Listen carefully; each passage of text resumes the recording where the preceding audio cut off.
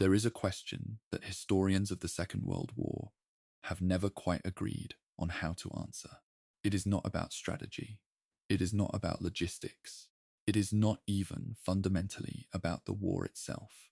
The question is this: what kind of man commands an instrument of war so efficient, so ruthless, and so psychologically devastating to the people on both sides of it, and then goes home, writes his memoirs, retires to a small German village, and dies peacefully on Christmas Eve at the age of 89. The Second World War produced no shortage of controversial figures. Generals who ordered retreats that became massacres. Politicians who sanctioned bombing campaigns that flattened cities. Admirals who lost fleets in single afternoons. History has judged them in varying degrees of severity and sympathy.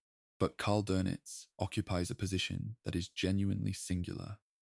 Even among that crowded and uncomfortable company, he was, without any credible dispute, the architect of the most sustained and lethal submarine campaign in the history of naval warfare. He was the man who sent more than 40,000 young men beneath the surface of the Atlantic Ocean, knowing, by his own calculations, that only a fraction of them would return. And he was, for 23 days, in the dying ruins of the Third Reich, the president of Germany. Think about that for a moment. The last legal head of state of Nazi Germany was not a politician. He was not a party ideologue. He was not a man who gave speeches at torchlit rallies or who appears in photographs beside cheering crowds. He was a career naval officer from a suburb of Berlin, the son of an engineer who joined the Imperial German Navy in 1910 at the age of 19, got captured by the British in 1918, spent the interwar years perfecting a tactical concept in his study, and then, between 1939 and 1945, nearly strangled the British Isles into surrender from beneath the waves.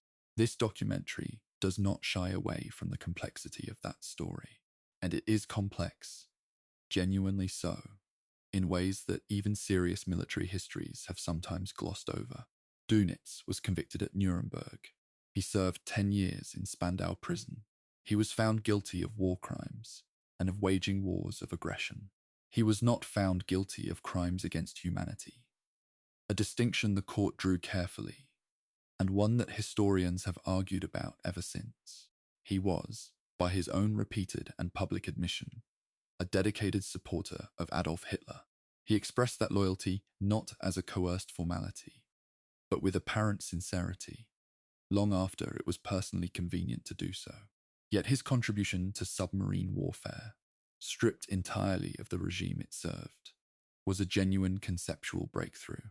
The Wolfpack tactic, the principle of coordinated group attack against convoy escort, the argument that a navy with limited surface forces could wage a decisive strategic war using submarines alone.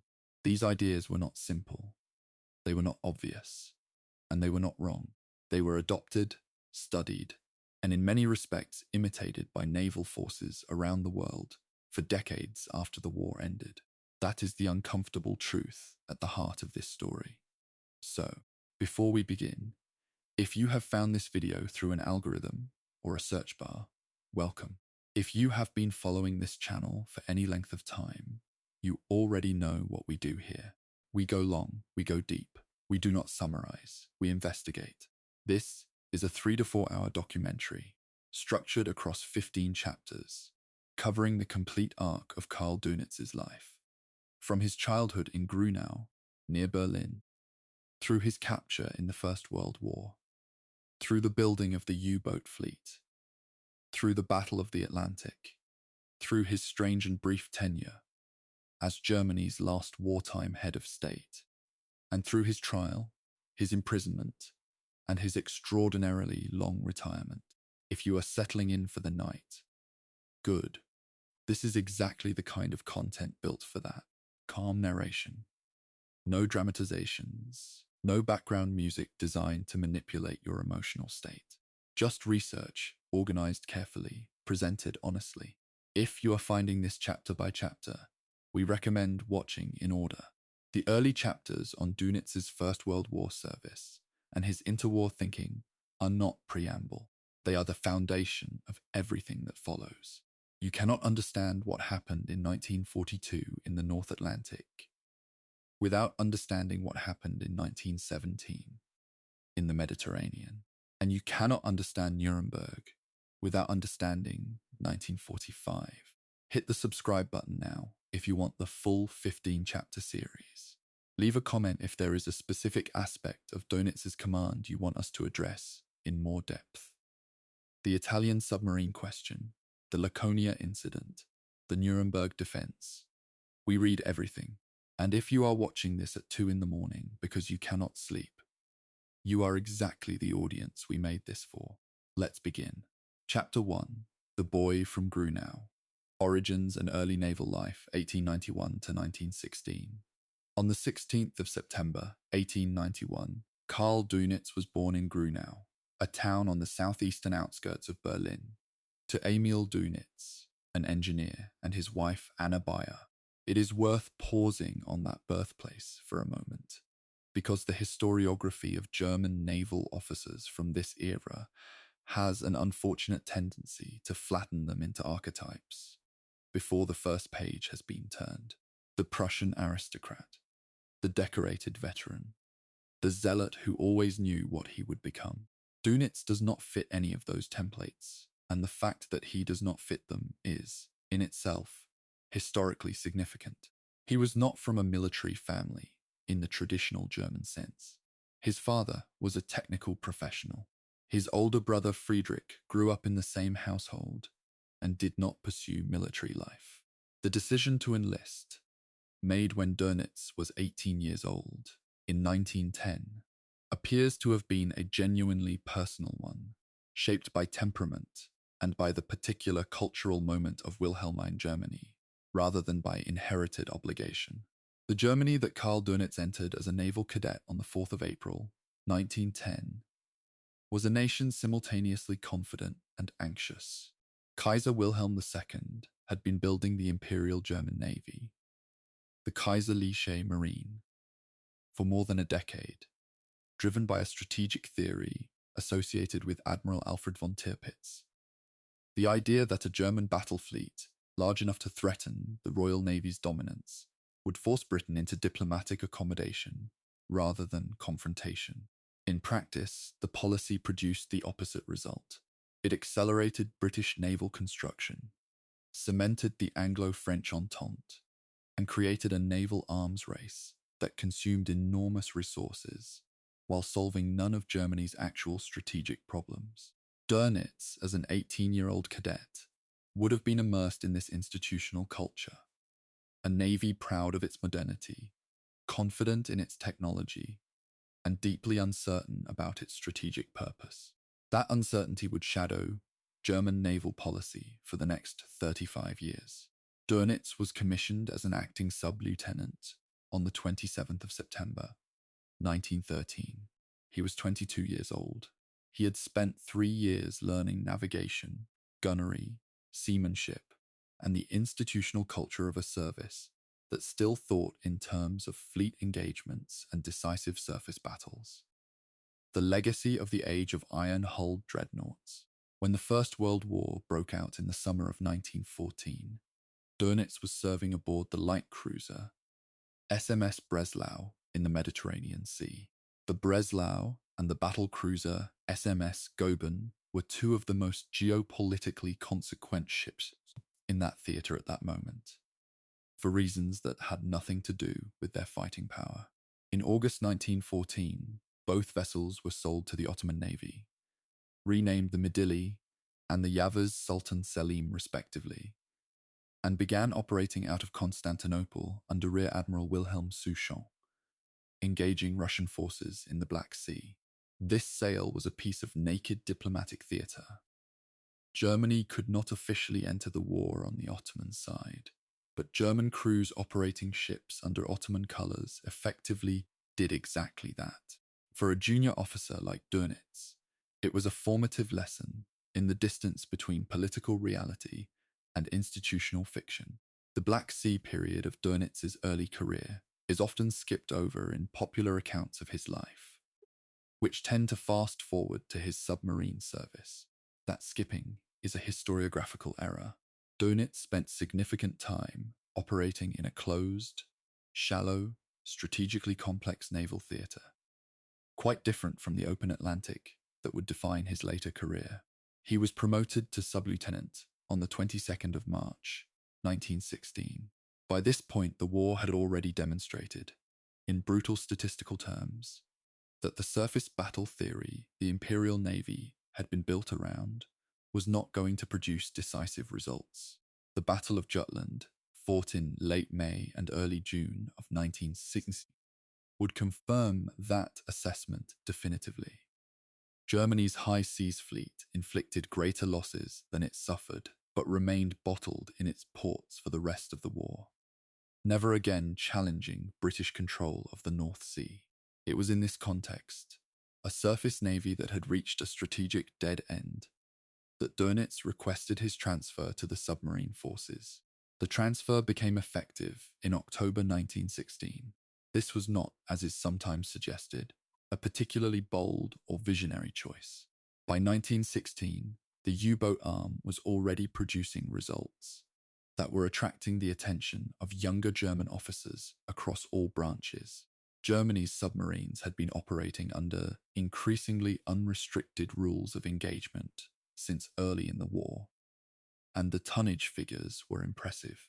What Dönitz saw in submarines was not simply effectiveness.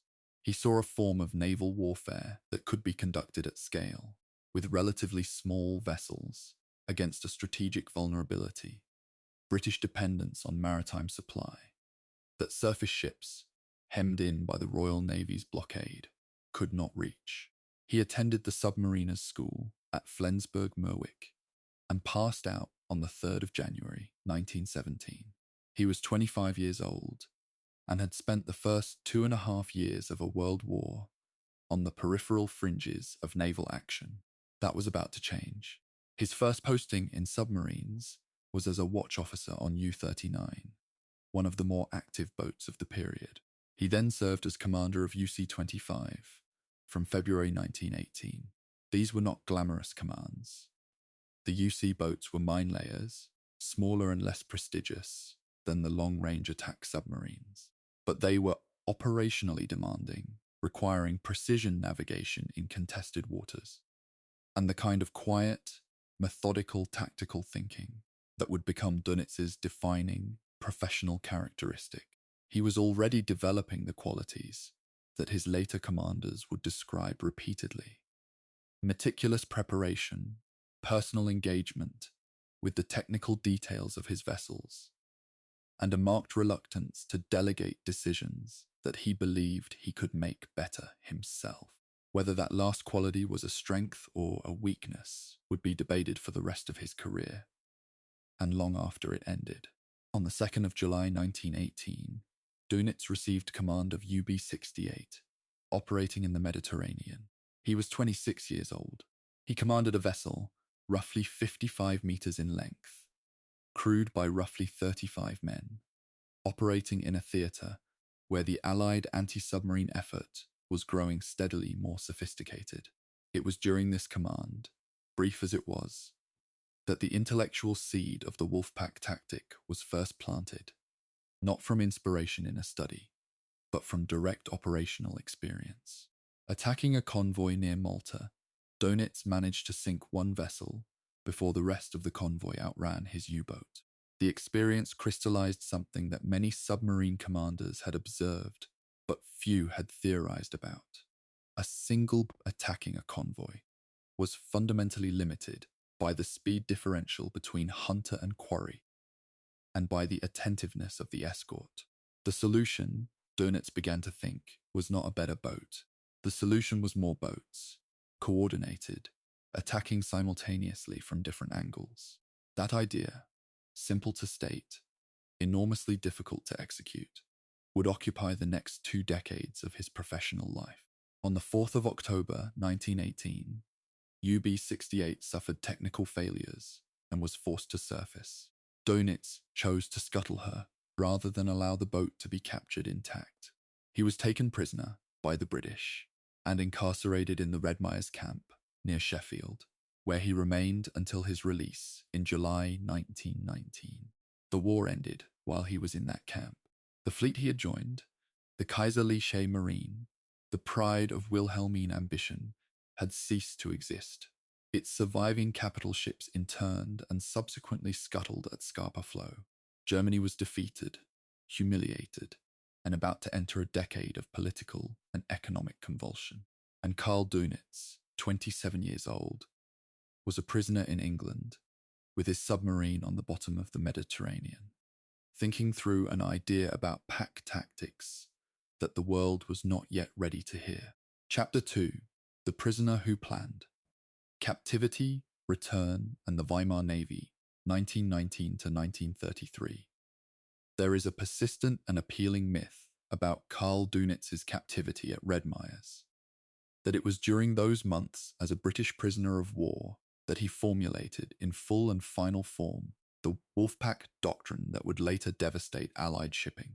The myth is appealing because it has the clean narrative logic of adversity producing insight. The man who would one day challenge British naval supremacy, sitting in a British prisoner of war camp, plotting his revenge. The reality, as is usually the case with clean narratives, is somewhat more complicated. The Wolfpack concept was not born whole in a British prison camp. It was a gradual theoretical development, worked out across the interwar decades, refined in exercises and war games, shaped by technological improvements in radio and cryptography, and eventually published, remarkably, in a booklet called Die U-Bootwaffe in January 1939, apparently without attracting serious attention from British naval intelligence. What the captivity at Red Myers almost certainly provided was time. Uninterrupted time for a meticulous, operationally experienced young officer to think carefully and systematically about what he had seen in the Mediterranean and about why it had not been enough. Dönitz was released in July 1919 and returned to Germany in 1920. The Germany he returned to was almost unrecognizable from the one he had left. The Wilhelmine Empire was gone. The Kaiser had abdicated. The Weimar Republic, fragile, contested, regarded with portions by significant portions of the German military and political establishment, was attempting to function under the constraints of the Treaty of Versailles, one of the most punishing peace settlements in modern European history. Among those constraints, the ones most directly relevant to Dönitz's career were the naval clauses. Germany was prohibited from possessing submarines entirely.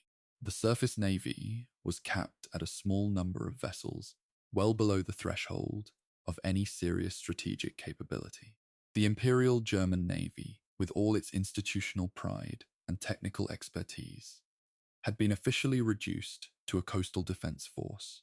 For a young officer who had just survived a war, lost his ship, spent a year in captivity, and returned to find his entire professional world dismantled, the options were limited. Dönitz chose to stay in the Navy. That decision, made when he was in his late 20s, tells us something important about his character, that the later years of his career sometimes obscure. He was not a man who required a large institutional stage to find professional purpose. The Weimar Navy, the Vorläufige Reichsmarine, later simply the Reichsmarine, was a small, technically constrained, politically sensitive service operating under constant scrutiny. Many officers of Dönitz's generation and background left for civilian life or for the more prestigious army. Dönitz stayed, accepted promotion to lieutenant on the 10th of January 1921, and spent the next 12 years working his way through a sequence of commands that were, on the surface, entirely conventional: torpedo boats, staff positions, the cruiser Emden, the training ship on which German officer cadets made year-long world cruises, from which he returned to Germany in July 1935. But beneath that conventional surface, Dönitz was doing something that would prove to have enormous strategic consequences. He was thinking. Specifically, he was thinking about submarines, a weapon system that Germany was officially prohibited from possessing, in a war that officially no longer existed, against an enemy that officially was not an enemy. The intellectual discipline required to develop tactical doctrine for a weapon you are not allowed to have, against scenarios you are not allowed to plan for, in a service whose strategic purpose remains genuinely unclear. That is not a common professional posture. Most officers, given those constraints, would focus on the possible and table the hypothetical. Dönitz did not. He read everything available on First World War submarine operations. He corresponded with other officers who shared his interest.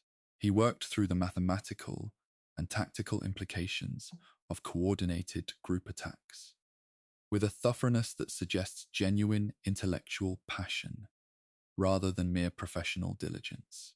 His family life during these years is worth noting because it is relevant to the human dimension of the story and because the documentary record makes it impossible to ignore. On the 27th of May, 1916, Dönitz had married Ingeborg Weber, the daughter of German General Erich Weber. They had 3 children, a daughter named Ursula, born 1917, and 2 sons, Klaus, born 1920, and Peter, born 1922. Dönitz was, by all accounts, a devoted father. The fact is historically painful in ways that will become fully apparent in the later chapters of this documentary. Both of his sons would be killed in action during the Second World War, in the very war that Dönitz himself was instrumental in waging. That is not a detail to be processed quickly or left in a footnote. It is part of the human structure of this story. The political transformation of Germany in 1933, Adolf Hitler's appointment as Chancellor on the 30th of January, did not immediately alter Dönitz's professional trajectory in any dramatic way. He was, at that point, a commander in the Reichsmarine, focused on his duties and on the theoretical development of submarine doctrine. He did not oppose the new regime, but there is also no reliable historical record of him having been an early or enthusiastic party member.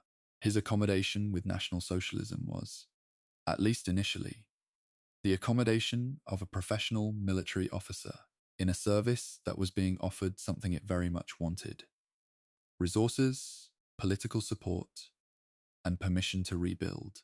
The Versailles restrictions were not formally broken overnight. They were eroded gradually through a combination of diplomatic maneuvering and quiet rearmament, until the Anglo-German Naval Agreement of 1935 gave Germany legal permission to rebuild a submarine fleet. Dönitz, by that point, had spent 15 years preparing for exactly that permission. He was ready. In 1934, Dönitz was given command of the cruiser Emden, a prestigious training assignment that took him and his cadets around the world and returned him to Germany in July 1935. On the 1st of September 1935, he was promoted to captain in the newly renamed Kriegsmarine, and shortly thereafter, Grand Admiral Erich Raeder, head of the German Navy, placed Dönitz in command of the first U-boat flotilla, Weddigen, which comprised exactly 3 boats, U-7, U-8, and U-9. It was a command of almost comic smallness, given the scale of what Dönitz had been planning. But it was a beginning, and in Dönitz's hands, beginnings were not something to be wasted. What followed over the next 4 years was one of the more remarkable examples of institutional doctrine building in the history of 20th century military organizations. Dönitz did not simply take command of the first flotilla and wait for more boats to arrive. He used those 3 boats, and later each additional boat as it arrived, as laboratories for the tactical theory he had been developing since 1917. He ran exercises. He tested communication procedures. He worked through the practical problems of coordinating multiple submarines against a convoy when the submarines were spread across hundreds of square kilometers of open ocean, communicating by radio in codes that were believed to be unbreakable. He identified what did not work. He refined what did. By 1939, he had published his doctrinal booklet, Die U-Bootwaffe, setting out his tactical principles with a clarity and specificity that suggests a man who had been waiting for a very long time to say exactly these things in exactly these words. The British, who would spend the next 4 years fighting those principles at the cost of thousands of lives and millions of tons of shipping, apparently did not read it. Chapter 3. Building the Weapon, the U-Boat Arm and the Road to War, 1935 to 1939. The Anglo-German Naval Agreement of 1935 is one of those diplomatic documents that reads very differently depending on which side of the Atlantic you are studying it from. From London's perspective, it was a pragmatic attempt to manage German naval rearmament by channeling it into formal agreements, rather than leaving it to proceed unchecked in violation of Versailles. From Dönitz's perspective, and from the perspective of the German Navy more broadly, it was the opening of a door that had been sealed for 17 years. Germany was now legally permitted to build submarines. The ratio allowed under the agreement set German submarine tonnage at 35% of Britain's.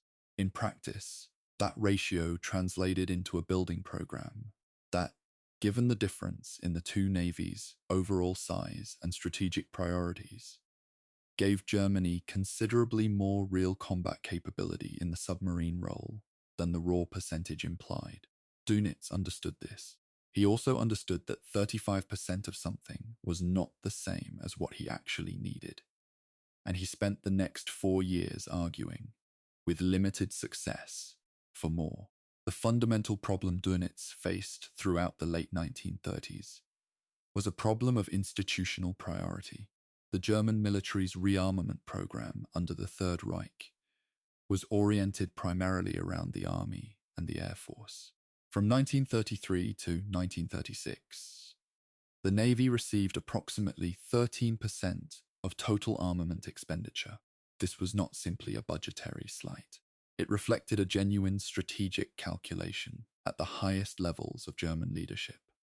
The wars Germany was preparing to fight in the near term were continental wars, to be decided on land, and the Luftwaffe would provide air superiority and strategic bombing capacity. A large navy was a future investment, not an immediate priority. Grand Admiral Erich Raeder, Dönitz's superior, had his own views on this, views that frequently clashed with Dönitz's. Raeder favored a balanced fleet, with investment in surface capital ships alongside submarines. The Z-Plan, the long-term German naval construction program, was Raeder's vision. A fleet capable of challenging British sea power across all dimensions by the mid-1940s. Dönitz thought this was wrong. Not tactically wrong, strategically wrong, at the most fundamental level. Dönitz's procurement philosophy, developed throughout the second half of the 1930s, rested on a simple but powerful analytical insight. In a naval war against Britain, the decisive weapon was not the battleship or the cruiser, it was the submarine. Britain imported roughly 45% of its food and a majority of its strategic raw materials by sea. Disrupt that supply chain severely enough, for long enough, and Britain could not sustain the war. Surface ships could not accomplish this because they could be countered by the Royal Navy's surface superiority. Submarines, operating beneath the surface and coordinated by radio for simultaneous group attacks, could accomplish this, but only if there were enough of them. Dönitz's own estimate, arrived at through careful calculation of tonnage destruction rates versus British shipbuilding capacity, was that he needed 300 operational submarines to win the war at sea. He did not have 300. He did not have anything close to 300. In 1939, when Germany went to war, Dönitz had 57 boats, of which only 27 were capable of reaching the Atlantic Ocean from their German bases. This numerical gap between what Dönitz believed necessary and what he actually commanded is the central strategic fact of the Battle of the Atlantic, and it shaped every decision he made from the first day to the last. The Type 7 submarine, which Dönitz championed as the ideal instrument of the campaign he was planning, deserves a brief technical note. He advocated it specifically because it was reliable, had a range of roughly 6,200 nautical miles in its standard configuration, extended to approximately 8,700 nautical miles in modified variants, and could be produced in large numbers at reasonable cost. His preference for the Type 7 over larger, more complex designs was not instinctive conservatism. It was the conclusion of a careful analysis. In a war of attrition, quantity mattered more than individual capability, and the Type 7 could be built and crewed faster than any available alternative. He was, in this regard, thinking about industrial strategy as much as naval tactics, an approach that was ahead of most of his contemporaries in the German military, who were still thinking in terms of qualitative superiority over quantitative mass. The argument between these two approaches, quality versus quantity, the elite instrument versus the mass instrument, runs through military history from the ancient world to the present day, and it never gets resolved. Dönitz, for most of the war, was on the quantity side of that argument. The interwar tactical doctrine Dönitz refined, the Rudeltaktik or pack tactic, had conceptual predecessors. Hermann Bauer, a U-boat commander from the First World War, had articulated something similar. A 1922 paper, written by a Kapitän Lieutenant Wessner at the Defense Ministry, had pointed to the effectiveness of surface attacks at night and the need to coordinate multiple boats against convoy escorts. Dönitz knew these ideas. He improved on them, specifically in two ways. First, he recognized that surface attacks at night, combined with the fact that submarines on the surface were undetectable by ASDIC, the British acoustic detection system, gave coordinated groups of U-boats a significant tactical window against even well-escorted convoys. Second, he recognized that the development of reliable ultra-high-frequency radio transmitters, combined with the Enigma cipher machine, had solved the coordination problem that had made pack tactics impractical in the First World War. For the Wolfpack to work, individual boats spread across hundreds of kilometers of ocean needed to receive and act on centralized targeting information quickly and securely. By the late 1930s, the technology existed to do this. Dönitz built his doctrine around that technology, and he published his conclusions, in full, in print, in January 1939. The human dimension of this building period should not be lost in the technical and organizational detail. The men who were trained in the Weddigen flotilla and its successor formations were by and large young Germans in their 20s, not ideological zealots, but professionals who had signed up to serve in a navy that was expanding rapidly, offering technical challenge and institutional prestige. Dönitz took a personal interest in the development of his commanders that went beyond formal training. He debriefed captains personally after patrols. He attended awards ceremonies and was known to stay well beyond the formal requirement, talking with his men. He believed explicitly that the psychological bond between commander and crew was operationally significant, that men who felt known and valued by their commanding officer performed better under the extreme stress of combat operations. Whether this belief was correct is difficult to measure statistically. What is measurable is the extraordinary operational capability that the pre-war cadre of U-boat commanders demonstrated in the early years of the war, and the loyalty that officers at every level of the service expressed toward Dönitz personally, in memoirs written long after the war and long after any professional incentive to be charitable had expired. By the late summer of 1939, Dönitz had assembled the structure, if not the numbers, of the force he needed. He had trained commanders. He had a sound tactical doctrine. He had the right type of boat. He had working communication procedures and a centralized command apparatus that would allow him to direct operations across the North Atlantic from his headquarters ashore. What he did not have was time.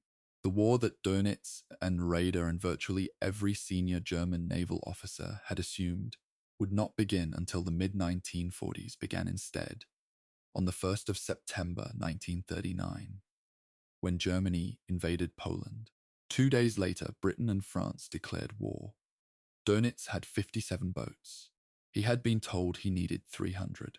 On the 3rd of September 1939, at a conference in Wilhelmshaven, his staff intercepted a British Admiralty signal, Total Germany. When they reported it to him, Dönitz reportedly paced the room, repeatedly muttering, "My God, so it's war with England again." He was not lamenting the war. He was lamenting the timing. Chapter 4. The First Shots. Opening Moves and the Happy Time. 1939-1941. The first strategic act of the U-boat war, and it was an act of strategic concealment as much as combat, came on the very day Britain declared war. On the 3rd of September 1939, the British passenger liner Athenia, carrying more than 1,000 passengers, including several hundred American citizens, was sunk in the North Atlantic. The sinking was carried out by a German submarine, whose commander apparently believed he was attacking an armed merchant vessel. He was not. The Athenia was a passenger ship with no military armament, and more than 100 of those aboard her died. The immediate propaganda consequences for Germany were severe. Hitler was acutely sensitive to American opinion, and the deaths of American citizens on a passenger ship sunk by a German submarine had ominous resonances of the Lusitania episode from the First World War, which had contributed to American entry into that conflict. Dönitz's response was not to investigate or protest. His response was to suppress the truth. He accepted his commander's explanation. He ordered the incident struck from the submarine's logbook. He did not admit the cover-up publicly until 1946 at Nuremberg. This was the first significant moral and legal compromise of Dönitz's wartime career, and it came before the war was 12 hours old. The operational picture in the first months of the war was defined by two competing pressures that Dönitz never fully resolved: his aggressive tactical instincts on one hand, and the chronic inadequacy of his available forces on the other. Of his 57 boats, fewer than 30 could reach the Atlantic. Torpedo reliability was, in the understated language of German naval documentation, problematic. In fact, it was catastrophic. German torpedoes of 1939 used two detonation systems: magnetic pistols and contact fuses, and both were unreliable in ways that were not fully understood at the time. In no fewer than 40 attacks on Allied warships during the Norwegian campaign, not a single sinking was achieved through submarine attack. Dönitz wrote in May 1940, with the kind of controlled fury that technical frustration produces in precision-minded officers, "I doubt whether men have ever had to rely on such a useless weapon." He eventually ordered the removal of magnetic pistols in favor of contact fuses, but the torpedo problem dragged on well into 1940.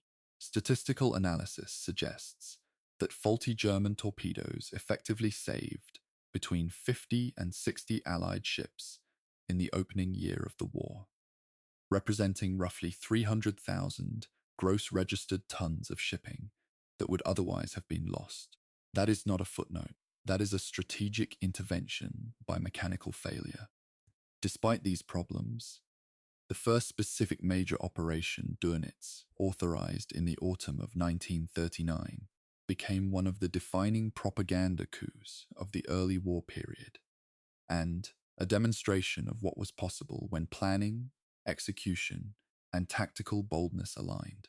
The operations was comprehensive penetration of Scapa Flow on the 14th of October 1939. Scapa Flow was the main anchorage of the British Home Fleet in the Orkney Islands north of Scotland. It was heavily defended. The idea of a single U-boat entering it, navigating by night through channels seeded with navigation hazards and supposedly secured by anti-submarine measures, and sinking a major warship, was considered by most senior naval officers on both sides to be effectively impossible. Dönitz planned it with meticulous care, using intelligence about the weakness of the eastern entrances to the anchorage, and assigned the operation to Priyan with full confidence. Priyan executed it with precision. The battleship HMS Royal Oak at anchor was sunk. More than 800 of her crew died. Priyan and his boat returned safely. The German propaganda effect was enormous.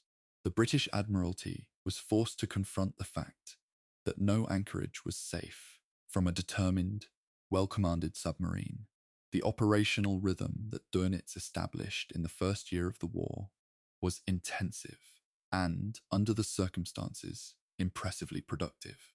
From September through December 1939, U-boats sank 221 ships for more than 755,000 gross tons, at the cost of 9 U-boats. This was not yet the dominant strategic pressure Dönitz intended to apply, partly because his boats were too few, and partly because the convoys he was targeting were still relatively well defended.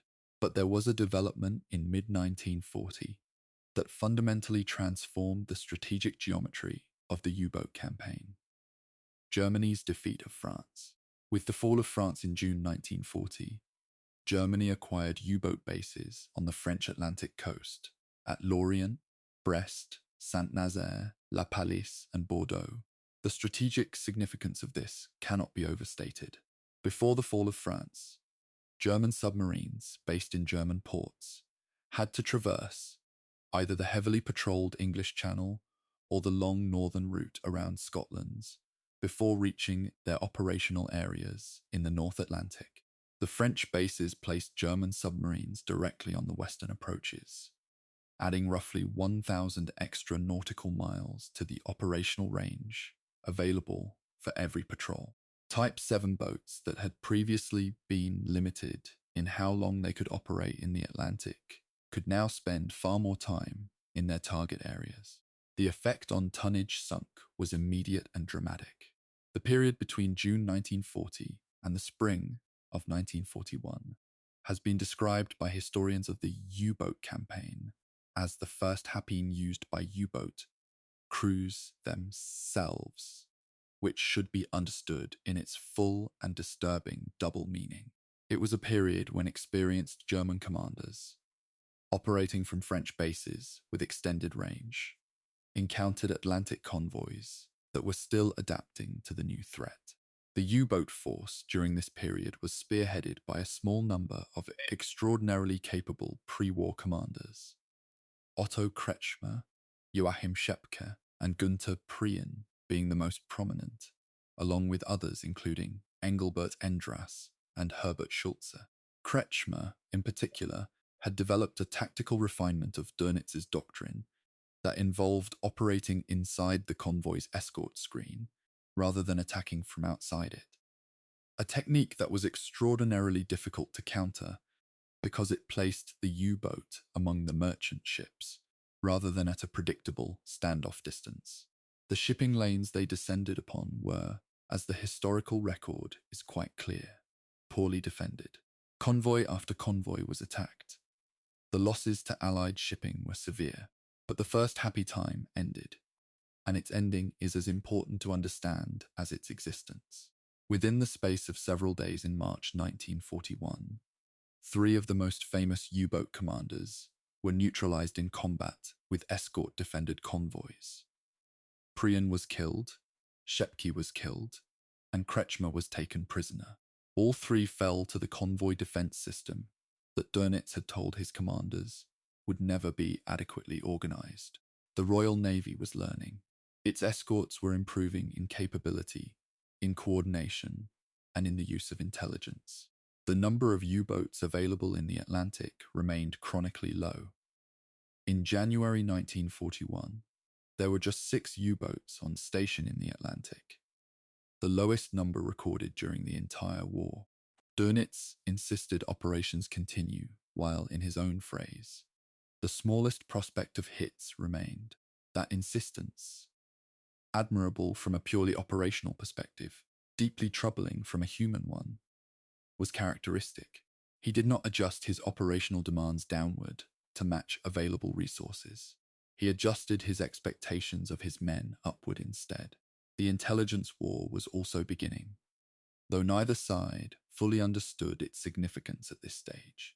On the 7th of May 1941, the Royal Navy captured the German Arctic meteorological vessel München and took her Enigma machine intact.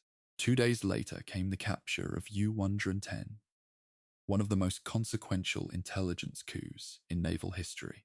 The U-110 capture yielded not just the Enigma machine, but the settings, the signal books, the procedure documents, and the operational codes needed to decrypt traffic at operational depth. From August 1941 onward, Bletchley Park could read signals between Dönitz and his U-boats at sea without significant delay. Dönitz, at his headquarters, was directing operations under the conviction that his communications were secure.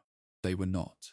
The first major advantage in the Battle of the Atlantic had shifted to the Allies, and the man who prided himself on the precision of his operational intelligence did not know it. Chapter 5. The Second Happy Time and the Tonnage War.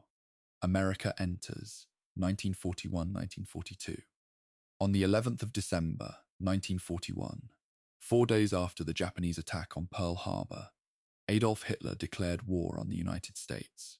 It was, from almost any strategic perspective, a decision of extraordinary recklessness, inviting the full industrial and military weight of the world's largest economy into a war that Germany had not yet won against its existing opponents. Hitler's reasoning, such as it was, combined a fundamental misreading of American political determination with a genuine, if catastrophically misplaced, confidence that the U-boat campaign could strangle American supply lines before the United States could mobilize effectively. Dönitz did not share Hitler's confidence about the overall strategic picture, but on the specific operational question of what his submarines could accomplish in American waters. Dönitz was immediately and intensely excited. The United States Navy, for all its potential, had had 2 full years of watching the Battle of the Atlantic unfold from the sidelines. It had chosen not to implement the convoy system or the coastal blackout procedures that British experience had demonstrated were essential. American merchant ships were still sailing independently, in peacetime lanes, with peacetime lighting, against which the full operational weight of the U-boat arm could be brought to bear without the defensive infrastructure that had made the North Atlantic convoy runs progressively more costly for Germany. Dönitz called this operation Unternehmen Paukenschlag, Operation Drumbeat. The immediate problem inhibiting his plan was, as always, numbers. On paper, he had 259 boats by January 1942. In practice, 99 were still undergoing sea trials. 59 were assigned to training flotillas, and of the remaining 101 on war operations, 35 were under repair, 18 were returning to base low on fuel, and 23 were conserving fuel and torpedoes en route to their operational areas. On the 1st of January 1942, Dönitz's actual fighting strength in the Atlantic amounted to between 16 and 25 boats. He launched Operation Drumbeat with 9 submarines initially, targeting the American East Coast from the Gulf of St. Lawrence south to Cape Hatteras. The results were, by any measure, operationally spectacular. From January to July 1942, Dönitz's submarines operating in American and Caribbean waters achieved what they could not achieve in the North Atlantic. Unescorted ships, inattentive coastal defenses, no convoy organization, and a blackout that the American government refused to implement out of concern for its effect on the tourism trade. Dönitz noted, with the dry satisfaction of a man whose analysis had been vindicated completely. That the lighthouses and buoys shone forth, though perhaps a little less brightly than usual. The merchant ships came down the American East Coast, silhouetted against the lights of seaside resorts, perfectly visible to submarines lying offshore on the surface, firing at leisure. This period, known to U-boat crews as the second happy time, produced some of the highest single-month tonnage figures of the entire war. More than 5,000 Allied sailors were killed before improved American coastal defenses eventually drove German submarines from those waters. The Caribbean operation that followed, including the campaign known as Operation Newland against the tanker routes, extended the devastation into one of Britain's most critical supply arteries. The oil refineries of the Dutch West Indies supplied a significant portion of the fuel that kept the Allied war machine running. Dönitz targeted the tanker fleet with deliberate strategic logic. Destroying oil transports would not just reduce shipping tonnage. It would directly attack the fuel supply for Allied airfields, shipyards, and armored formations. The results were, in the short term, alarming. The tanker fleet suffered severe losses. Refinery production in the region declined. But Dönitz's fundamental strategic problem reasserted itself here as it had everywhere. The United States was not Britain. American industrial output, once fully mobilized, could replace losses at a rate that no submarine force, regardless of tactical efficiency, could match.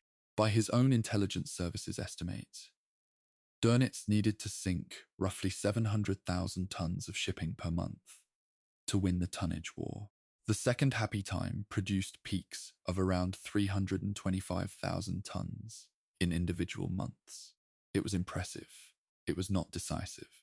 The broader operational picture of 1942 is one of a campaign at maximum exertion, producing maximum tactical results while running, unseen, toward a strategic precipice.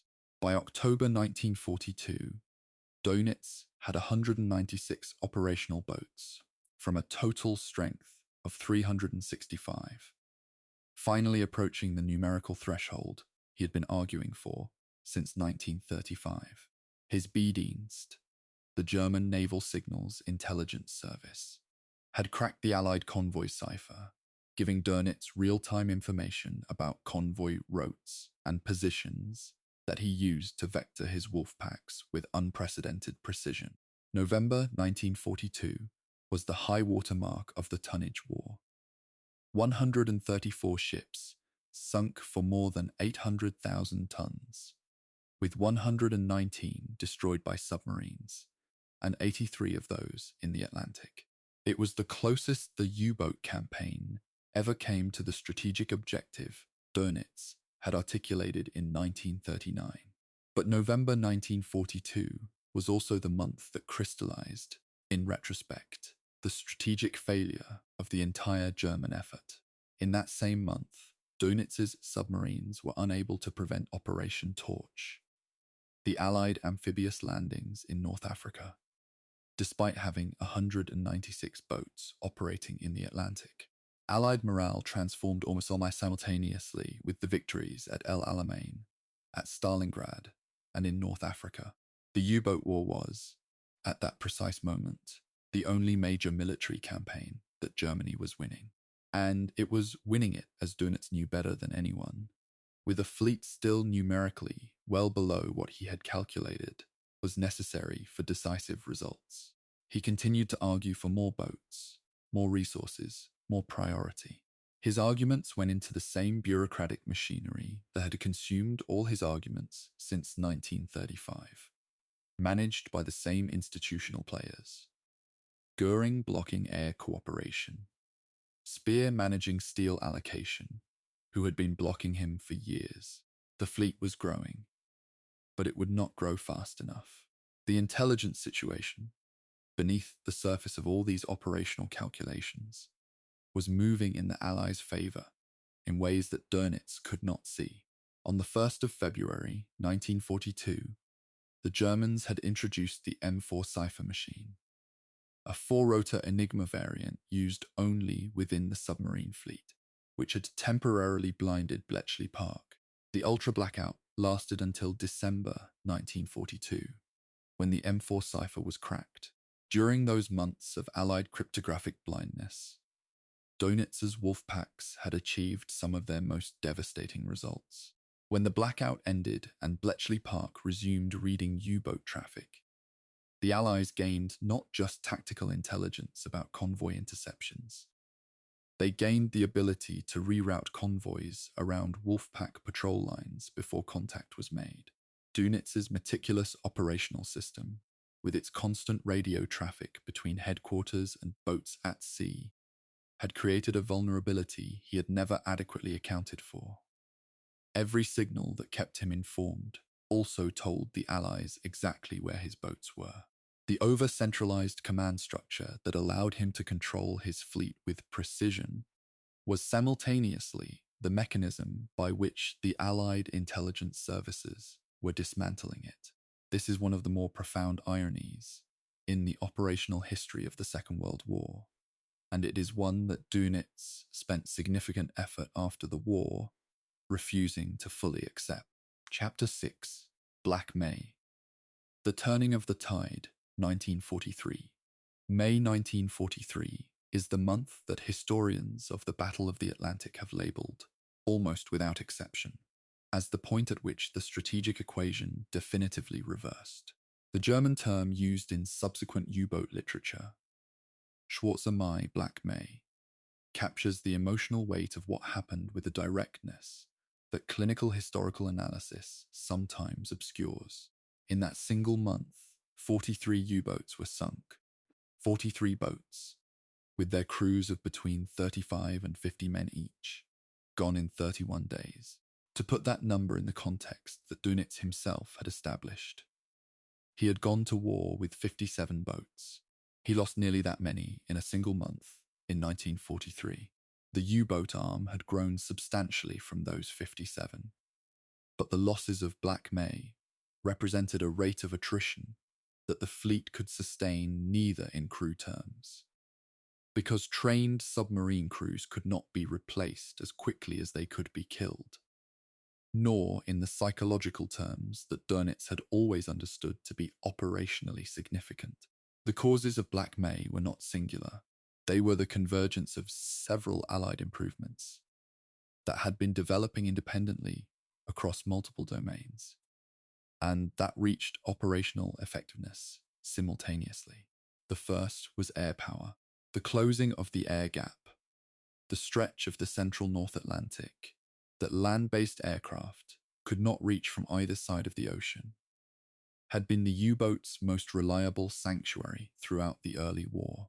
Aircraft could detect submarines on the surface, force them to dive, and in diving, they lost their speed advantage over the convoys. Very long-range aircraft, primarily the American consolidated B-24 Liberator modified for maritime patrol, began operating over the central Atlantic in sufficient numbers in the spring of 1943 to close this gap effectively for the first time. The change was not incremental. It was a qualitative transformation of the operational environment. And Dönitz's boats, which had been operating on the surface with considerable freedom, suddenly found themselves vulnerable across the entire width of the ocean. The second factor was the Allied convoy escort groups, specifically the formation of dedicated support groups that could be released from direct convoy escort duty to hunt U-boats aggressively rather than simply defend individual convoys. The distinction is tactically significant. A convoy escort group is constrained by its obligation to stay with the convoy. It cannot pursue a submarine once the immediate threat to the convoy has been deflected. A support group has no such constraint. It can pursue a contact for hours or days, with multiple ships working cooperatively until the submarine either surfaces exhausted or is destroyed. The addition of escort carriers to these support groups, small aircraft carriers operating with surface hunter-killer teams, added an airborne component to the hunt that made submerged evasion progressively more difficult. The Allies were, in the spring of 1943, deploying a genuinely integrated anti-submarine system for the first time in the war. And the results were immediately catastrophic for the U-boats. The third factor, and the one that Dönitz both understood and refused to fully confront in real time, was the intelligence advantage. By the spring of 1943, with the M4 cipher broken and Bletchley Park reading U-boat traffic in near real time, the Allies had an operational advantage that manifested in ways Dönitz could observe but not explain. Wolfpacks that were positioned precisely on convoy routes found those routes inexplicably empty. Refueling rendezvous, coordinated through detailed radio traffic between BDU headquarters and submarine tankers, were intercepted. Boats that surfaced to transmit were found by aircraft with a speed that could not be attributed to chance. Dönitz's intelligence officers investigated repeatedly and reached the wrong conclusions repeatedly, attributing Allied success variously to better direction-finding equipment, to improved radar, to neutral country espionage, and to coincidence. The one conclusion they consistently rejected, that Enigma itself had been compromised, was the correct one. The refusal to accept this conclusion, while operationally comprehensible given the genuine confidence that German cryptographers had in the Enigma system's theoretical security, was catastrophic in its practical consequences. Dönitz was personally devastated by the losses of May 1943, and that devastation was made concrete in the most personal possible terms 3 weeks before the worst of Black May arrived, when his son Peter was killed on the 19th of May 1943, when U-954 was sunk in the North Atlantic with all hands. There were no survivors. Peter Doenitz was 20 years old. The Admiral, who had sent thousands of young men beneath the Atlantic, now had his own son among them. Hitler's standing policy was that senior officers who lost one son could remove any remaining sons from combat duty. After Peter's death, Klaus, the older brother, 23 years old, was forbidden from further combat assignment and began studying to become a naval doctor. He would be killed 11 months later, in May 1944, on his 24th birthday, having persuaded friends to allow him one last operational sortie on a fast attack boat. The full human cost of the war Dönitz had built and commanded was being paid, in installments, by his own family. On the 24th of May 1943, Dönitz recorded in his war diary words that represented, in the language of a careful naval professional, a strategic admission of defeat at sea. Wolfpack operations against convoys in the North Atlantic, the main theatre of operations, were no longer possible. He ordered his boats withdrawn from the North Atlantic convoy routes. The decision has been analysed at length by subsequent historians, some of whom have argued that withdrawal was the correct operational choice given the losses, and others of whom have argued that continued operations, even at catastrophic cost, would have been preferable to conceding the Atlantic entirely. What is not in dispute is what the withdrawal meant strategically. The U-boat campaign's central premise, that coordinated Wolfpack operations could prevent Allied supply convoys from crossing the North Atlantic reliably, had been disproved by operational reality. The Allies had solved the tactical problem that Dönitz had constructed across 2 decades of patient doctrinal development. They had solved it not with a single decisive innovation, but with the simultaneous application of multiple improvements across technology, intelligence, training, and organizational doctrine. Dönitz did not surrender. He sent his boats to different theatres: the South Atlantic, the Indian Ocean, the coastal waters of Britain. He pushed for the accelerated development of the Type XX-1 submarine, a revolutionary new design with greatly extended submerged endurance that would, theoretically, be immune to many of the countermeasures that had defeated the Type 7 in the North Atlantic. He lobbied Hitler for more steel, more production priority, more resources. He continued to send men to sea in boats that he knew were being lost at rates incompatible with a sustainable campaign, because he believed, or convinced himself he believed, that operational pressure in the Atlantic tied down Allied resources that would otherwise be concentrated elsewhere. The debate about whether this reasoning was strategically coherent or a form of institutional self-deception, dressed in professional language, is one that military historians have engaged with seriously and inconclusively. What is not debatable is the human cost of that continued operational pressure. Chapter 7. The Commander's Burden. Doenitz at Headquarters and the Psychology of Command, 1943 to 1944. There is a particular kind of loneliness that belongs exclusively to commanders. Not the loneliness of isolation, but the loneliness of knowledge. The commander who sits at a headquarters map table, moving symbols that represent boats containing 35 men each, who reads the signals that report contacts and sinkings and silence, who knows precisely what that silence means, but must continue issuing orders anyway. That commander occupies a psychological space that ordinary professional language does not adequately describe. Karl Donitz, by the autumn of 1943, occupied exactly that space. He had built the U-boat arm. He had trained its commanders personally, debriefed them personally, known many of them by name and personality and operational habit for years, and he was, by his own statistical reckoning, sending the majority of them to their deaths. His war diary from this period is a document that rewards careful reading, precisely because it refuses emotional commentary. The operational language is precise, measured, professional. The professional language is the emotion, controlled to the point of opacity. It is the language of a man who has decided that feeling is a luxury that command does not permit. The physical geography of Dönitz's headquarters shifted several times during the war, and those shifts are themselves a kind of operational biography. He began at Wilhelmshaven, moved to Lorient in France after the fall of France in 1940, relocated to Paris as the scope of operations expanded, and eventually moved to Berlin. Each relocation brought him closer to the center of the Reich's political gravity, and further from the French coast where his boats were based. This physical drift away from the operational theatre and toward the political centre was not incidental.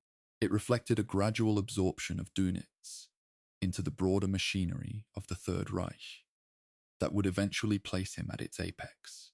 But in 1943 and 44, he was still primarily a naval commander, and his headquarters, staffed by intelligence officers, communications specialists, operations planners, and the meteorological teams whose weather forecasts shaped convoy routing on both sides, was one of the most intensively organized tactical nerve centers of the entire war. He worked long hours. He was demanding, meticulous, and intolerant of imprecision in reports or plans. Officers who served on his staff in these years consistently describe a man who radiated controlled tension, not anger, but concentration so total it felt like pressure. The command method that Dönitz had developed for managing the Wolfpack campaign was, by this point in the war, being slowly destroyed by the same Allied intelligence capabilities that had defeated his tactical system. His method was built on radio. Every boat at sea reported its position, its fuel state, its torpedo inventory, its contacts. Dönitz and his staff compiled these reports into a comprehensive operational picture, then issued orders, routing instructions, patrol positions, Wolfpack assembly points. In return, the volume of radio traffic this generated was enormous, and it was all encrypted on the four-rotor Enigma machine that German cryptographers continued to insist was theoretically unbreakable. The traffic was also, by the autumn of 1943, being read at Bletchley Park with delays measured in hours rather than days. every piece of precision intelligence that Dönitz prided himself on having. Convoy positions, routing alterations, Wolfpack coordination data was being simultaneously shared with the Admiralty in London, which was using it to route convoys around his patrol lines with a consistency that should have been statistically impossible if coincidence were the explanation. Donitz investigated. His investigators concluded, repeatedly, that the explanation was not Enigma, but radar. Specifically, that Allied aircraft were equipped with a new and highly sensitive radar type that could detect submarines on the surface at great range. This conclusion was not entirely wrong. Allied radar technology had improved dramatically, but it was incomplete in the most consequential possible way. The development of the Schnorchel, the breathing mast that allowed a submerged submarine to run its diesel engines and recharge batteries without surfacing, was among the most significant technical adaptations of the mid-war period, though its development history is more complex than it is usually presented. The device was not a German invention in the strict sense. A version had been developed by Dutch naval engineers before the war, and a small number of Dutch submarines captured by Germany in 1940 had been equipped with it. German engineers spent years evaluating its potential with mixed assessments. The problem was that the Schnorchel slowed the submarine significantly, made it difficult to navigate accurately, and created its own radar signature. The head of the mast extending above the surface could be detected by sufficiently sensitive equipment. It was not a perfect solution, but it was a solution to the immediate and overwhelming problem of air attack. And Dönitz pushed for its rapid deployment across the fleet from late 1943 onward. The first operational use of Schnorchel-equipped boats in the North Atlantic began in the summer of 1944. It came too late to reverse the strategic outcome of the Battle of the Atlantic, but it extended the operational life of the submarine campaign into the final months of the war in ways that continued to cost Allied lives at a rate that demands acknowledgement alongside any account of the German defeat. The leadership challenge Dönitz faced in this period was not simply operational.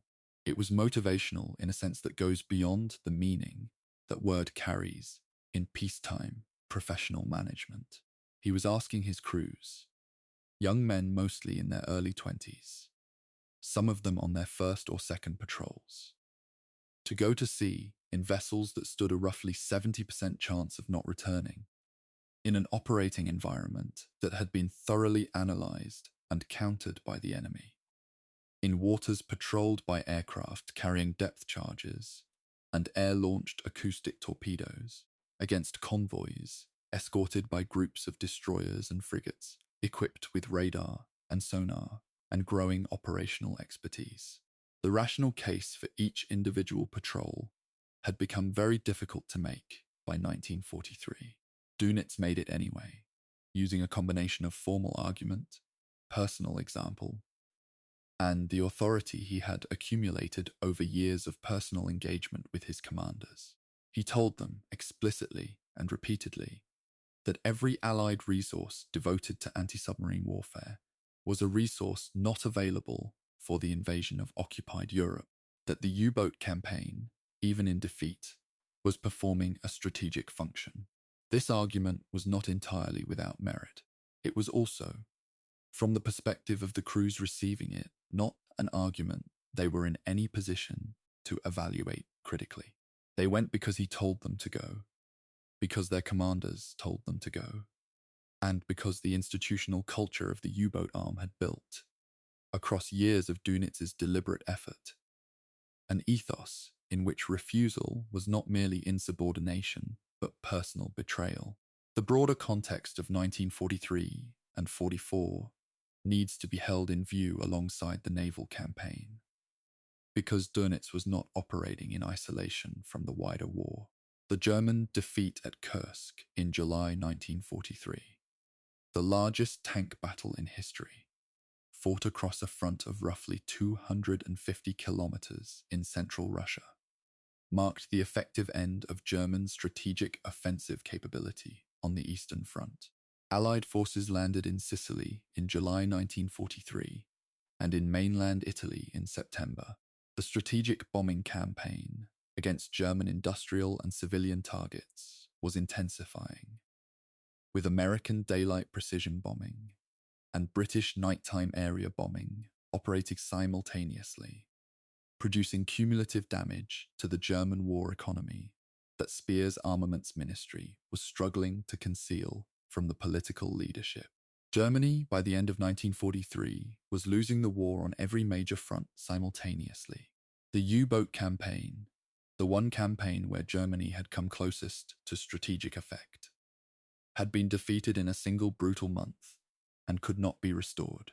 Dönitz knew this. His diary entries and his correspondence with Hitler during this period show a man navigating between his professional assessment of the operational situation and his personal and political loyalty to a regime he continued to support with apparent sincerity, even as the strategic evidence of that regime's failure accumulated around him. The sinking of his son, Peter, in May 1943, and the subsequent death of his son, Klaus, in May 1944, created a personal dimension to this period that Dönitz almost never discussed publicly and addressed only obliquely, even in his post-war memoirs. The institutional culture he had built, stoic, precise, operationally focused, emotionally compressed, offered him the only framework he appears to have permitted himself to use. There are no known first-hand accounts of Dönitz breaking down, of open grief, of the kind of emotional transparencies that would have been, in a different man or a different culture, a natural response to the loss of both sons, in the same war, in the same arm of service, in the same waters, where he had built and commanded the forces that they died fighting beside. There is, instead, the war diary. There is the continued operational planning. There is the lobbying for more boats, more steel, more priority.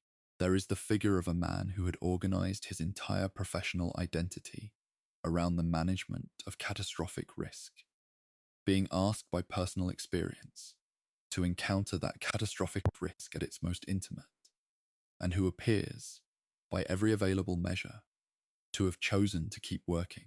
The relationship between Dönitz and Hitler during this period developed in a direction that historians have found genuinely puzzling, precisely because it intensified rather than cooled as the strategic situation deteriorated.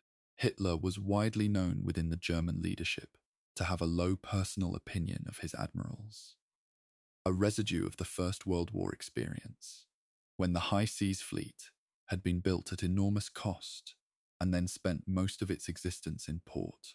Dönitz was the exception. Hitler regarded him as a practical man, a commander who made arguments from data rather than from tradition, who did not complain or prevaricate, who met failure with renewed planning rather than with excuses. The personal meetings between them, which became more frequent from 1943 onward, as Hitler consulted Dönitz not merely on naval matters, but on broader questions of morale and command philosophy, reveal a dynamic that is, in retrospect, somewhat chilling. The Admiral was one of the few senior figures in Hitler's circle who brought genuine professional substance to their conversations, and this genuine substance gave Hitler's obvious affection for him a patina of rational foundation that may have reinforced rather than questioned Dönitz's own loyalty. He was not being flattered by a fool. He was being valued by a man whose military judgments across the first 3 years of the war had been sufficiently correct often enough to maintain credibility. The fact that those judgments were becoming progressively more detached from reality by 1943 was something that the Wehrmacht's senior leadership was still learning to acknowledge, and Dönitz was not faster to learn it than the others. The Type Cinquas submarine, the revolutionary design that Dönitz was pushing with increasing urgency by 1943 and 44, represents the most technically interesting and strategically tragic element of the late U-boat war. The Type SXX-1 was, by the standards of its genuinely ahead of the operational envelope. Its submerged speed of approximately 17 knots was higher than any Allied submarine. Its battery capacity was 3 times that of the Type 7, giving it submerged endurance of approximately 60 hours at slow speed, enough to cross the North Atlantic entirely submerged if necessary. Its acoustic signature was dramatically reduced by the incorporation of rubber external cladding. It carried a torpedo firing system that could discharge 6 torpedoes in under 20 seconds, without the adjustments required on older boats. It was, in short, the submarine that the Type 7 crews fighting and dying in the North Atlantic in 1943 needed 6 years earlier. The production program that Dönitz extracted from Speer's armaments ministry beginning in 1943 was ambitious. Designed around Albert Speer's concept of prefabricated sectional construction, with hull sections built at inland factories and assembled at coastal yards, intended to massively compress the construction timeline, in theory. In practice, Allied bombing of the transport network and the final assembly yards produced delays and defects that degraded the program severely. Of the more than 118 Type XE-1 boats completed by the end of the war, not a single one completed a full combat patrol. The most advanced submarine in the world went to war too late to fight. The autumn and winter of 1943 and 44 were, in the broader sweep of this story, a period of managed decline conducted with impressive professional composure by a man who understood, at some level beneath the operational language he used publicly, that the campaign he had built his career around had already been decided against him. He continued to send boats. He continued to analyze results. He continued to lobby for resources. He continued to visit his crews at the French bases where the atmosphere had changed. Quieter now, more subdued, with fewer of the celebration ceremonies that had marked the early war. And to say words that were intended to sustain morale, while being, as honestly as they could be, true. He told his men they were making a difference. The historical evidence suggests they were, in the sense that the anti-submarine effort consumed enormous Allied resources that had to come from somewhere. Whether that justified the losses the crews were sustaining is a question that belongs to ethics rather than operations.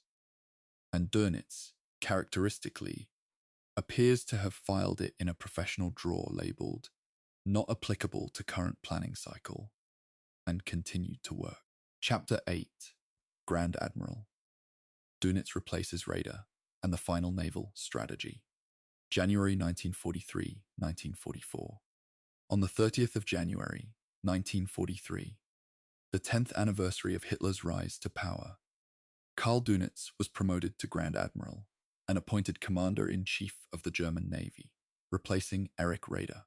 The circumstances of Raeder's departure are themselves historically revealing, and they illuminate the institutional culture Dönitz was inheriting rather than simply the career promotion he was receiving. Raeder had been Commander-in-Chief since 1928, a tenure that spanned the Weimar Republic, the early Third Reich, and the first 3 years of the war.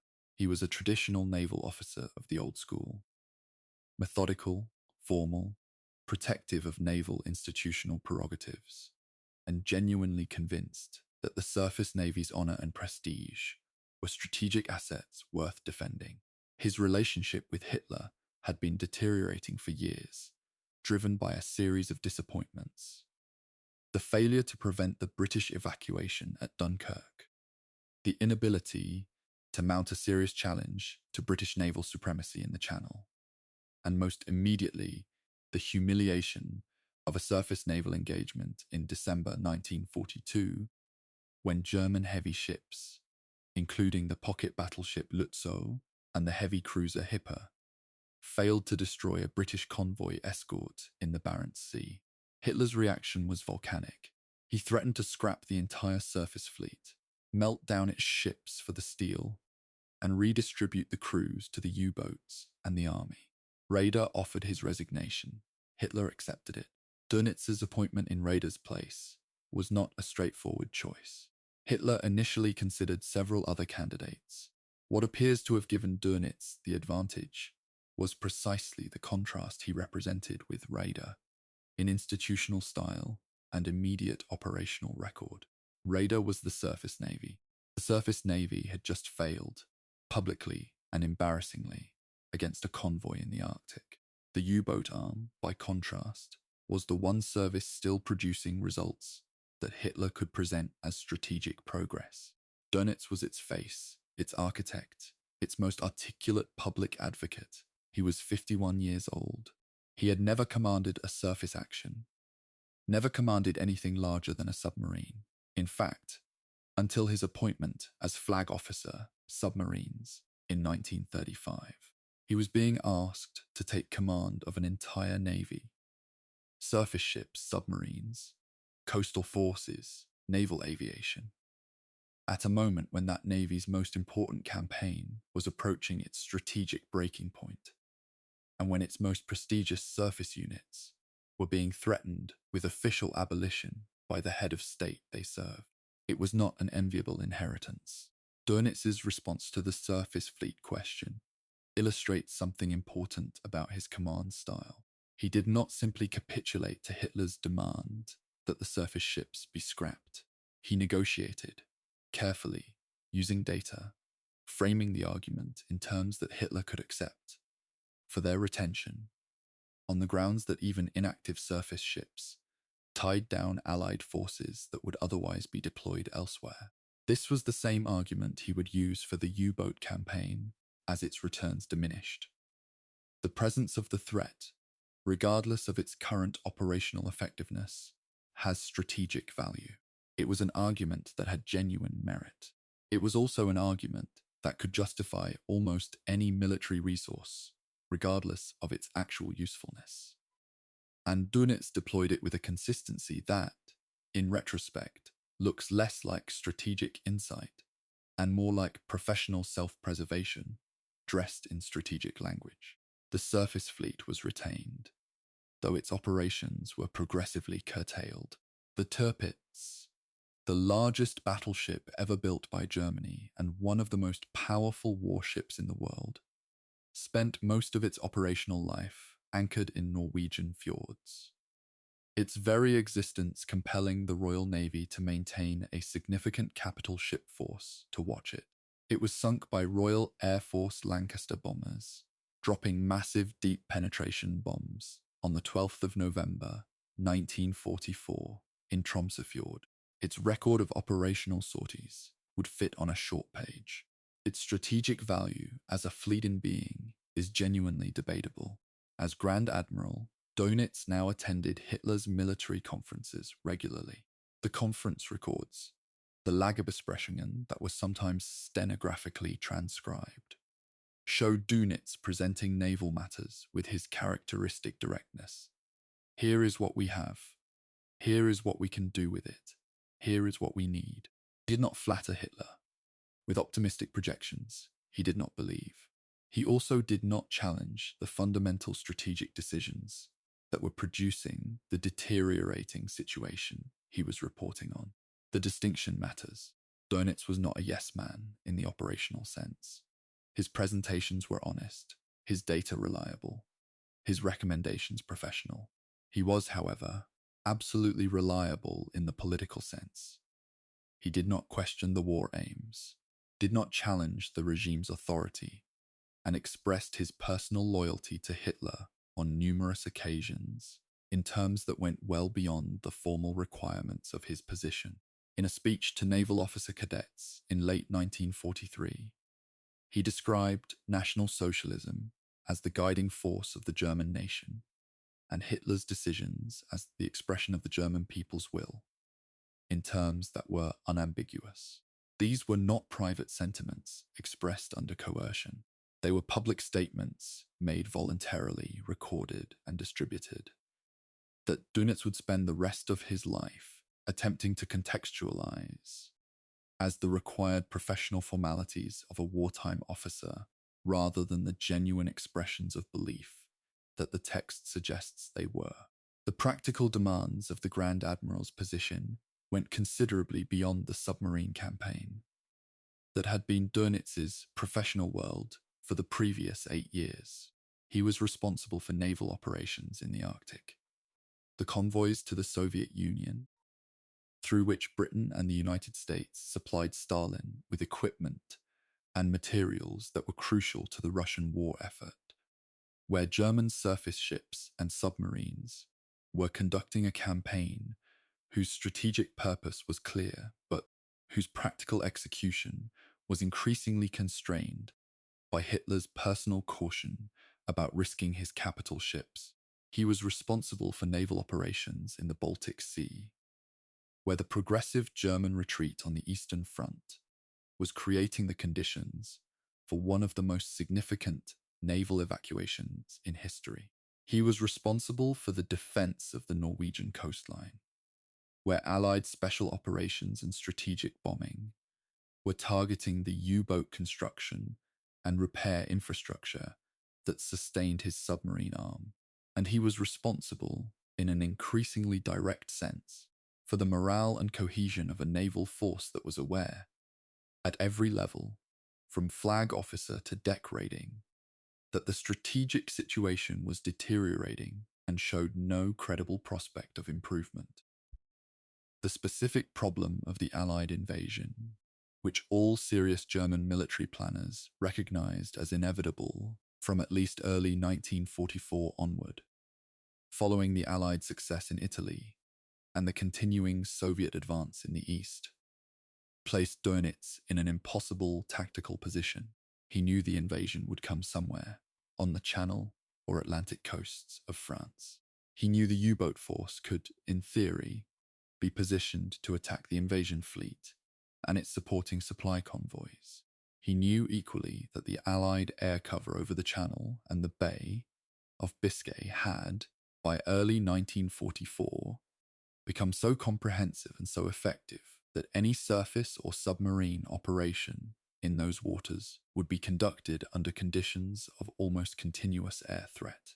His planning for the U-boat response to the anticipated invasion, Operation Neptune, the naval component of what became the Normandy landings, was based on the realistic operational assessment that his boats would suffer severe losses while achieving limited results, but that the attempt was operationally and politically necessary.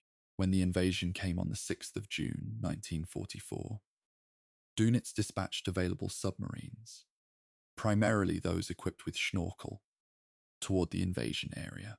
The results were exactly as realistic assessment had predicted. The boats encountered overwhelming air and surface opposition.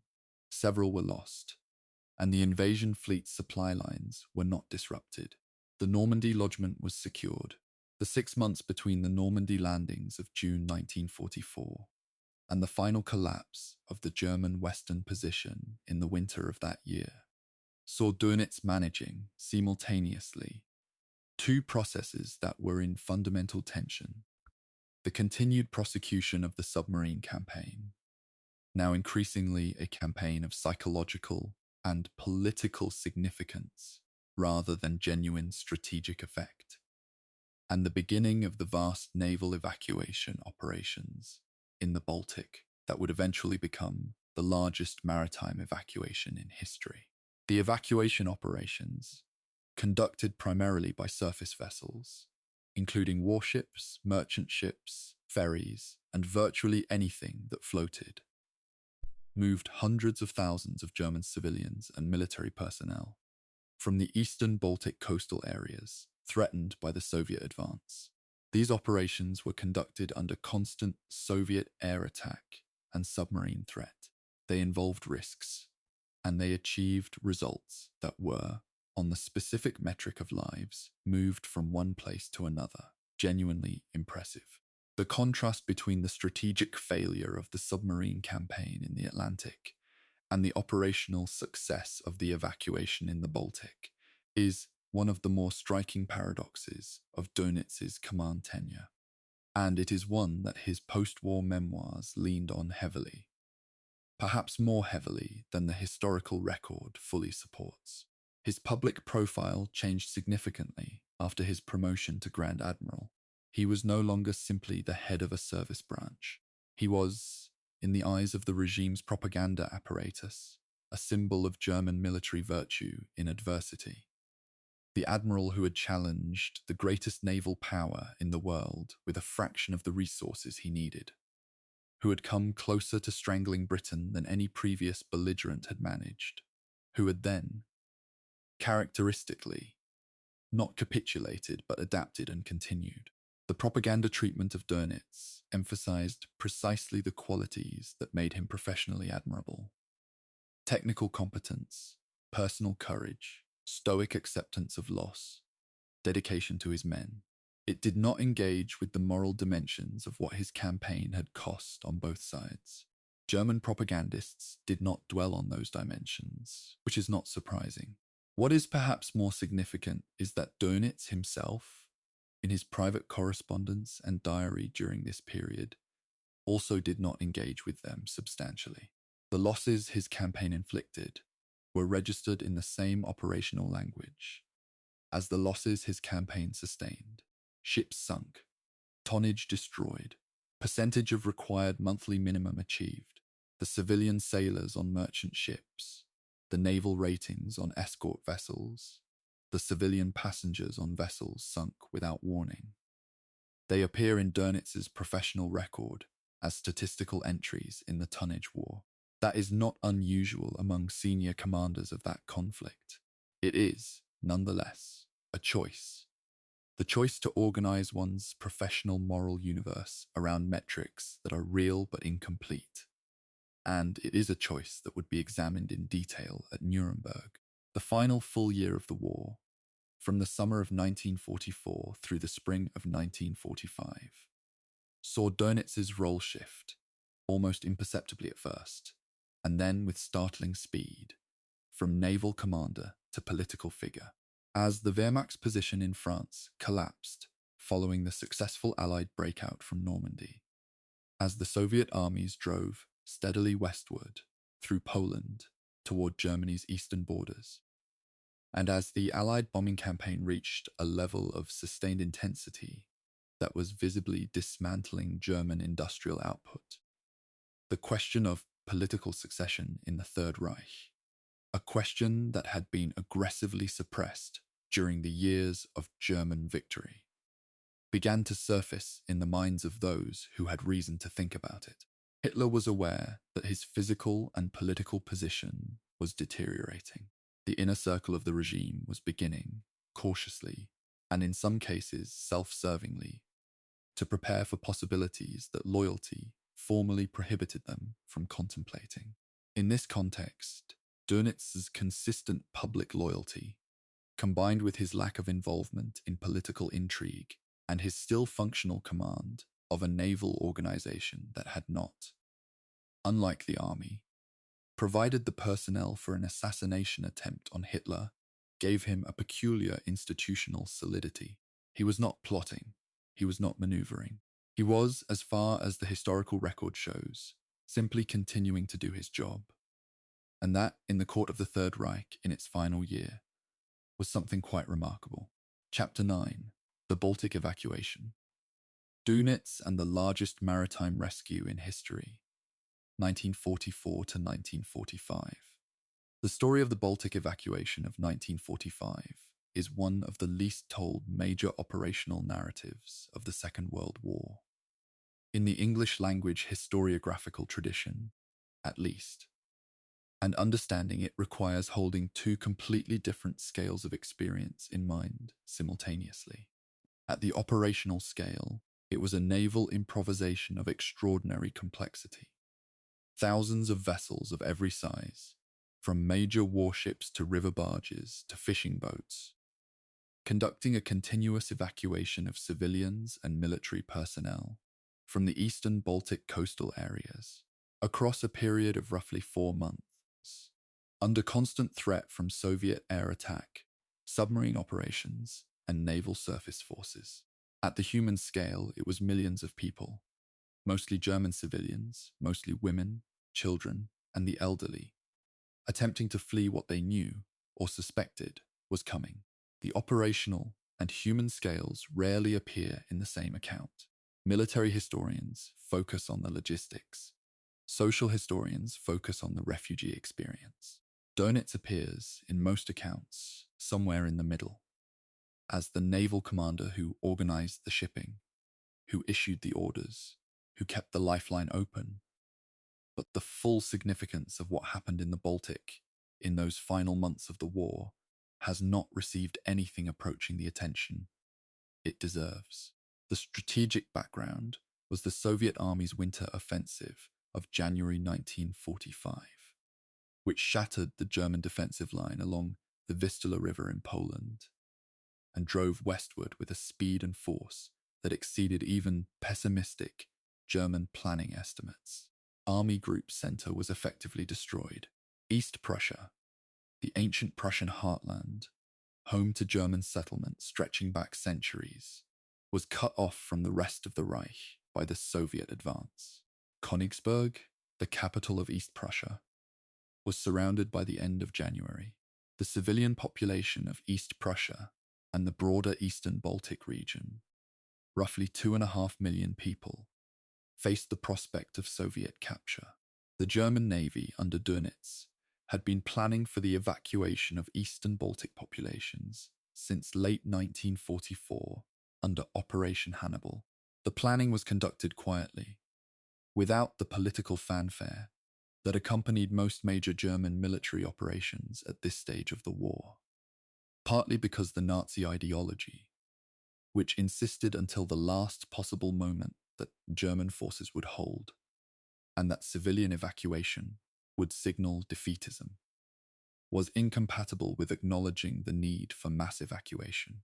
Dönitz cut through this incompatibility with characteristic directness. He ordered the planning to proceed regardless of political sensitivity, arguing that the Navy's operational responsibility for the Baltic required it.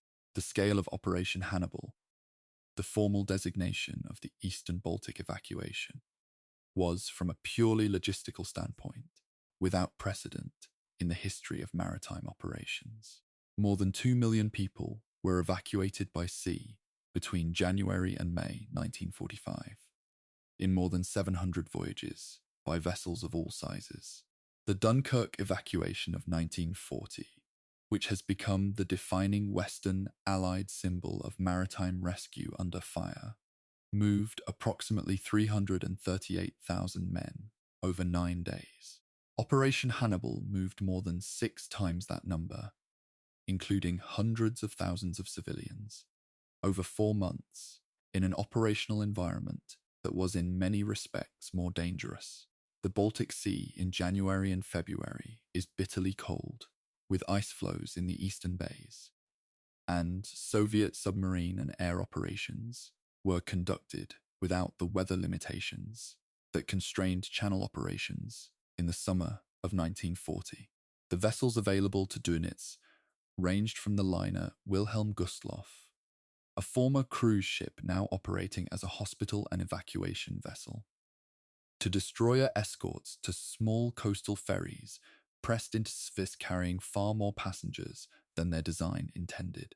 The sinking of the Wilhelm Gustloff on the 30th of January 1945, struck by 3 torpedoes from a Soviet submarine, is the event in Operation Hannibal that has received the most historical attention, and rightly so. More than 9,000 people were aboard when she went down in the Baltic. Estimates of the death toll vary, but most serious historical analyses place it at above 5,000, with some estimates considerably higher. It was, by almost any measure, the deadliest single ship sinking in history, a maritime disaster roughly 5 times the scale of the Titanic in terms of lives lost. It occurred in darkness, in freezing water, in a theater of active combat operations. The rescue of survivors was conducted under conditions of extreme danger, The Soviet submarine was still operating in the area.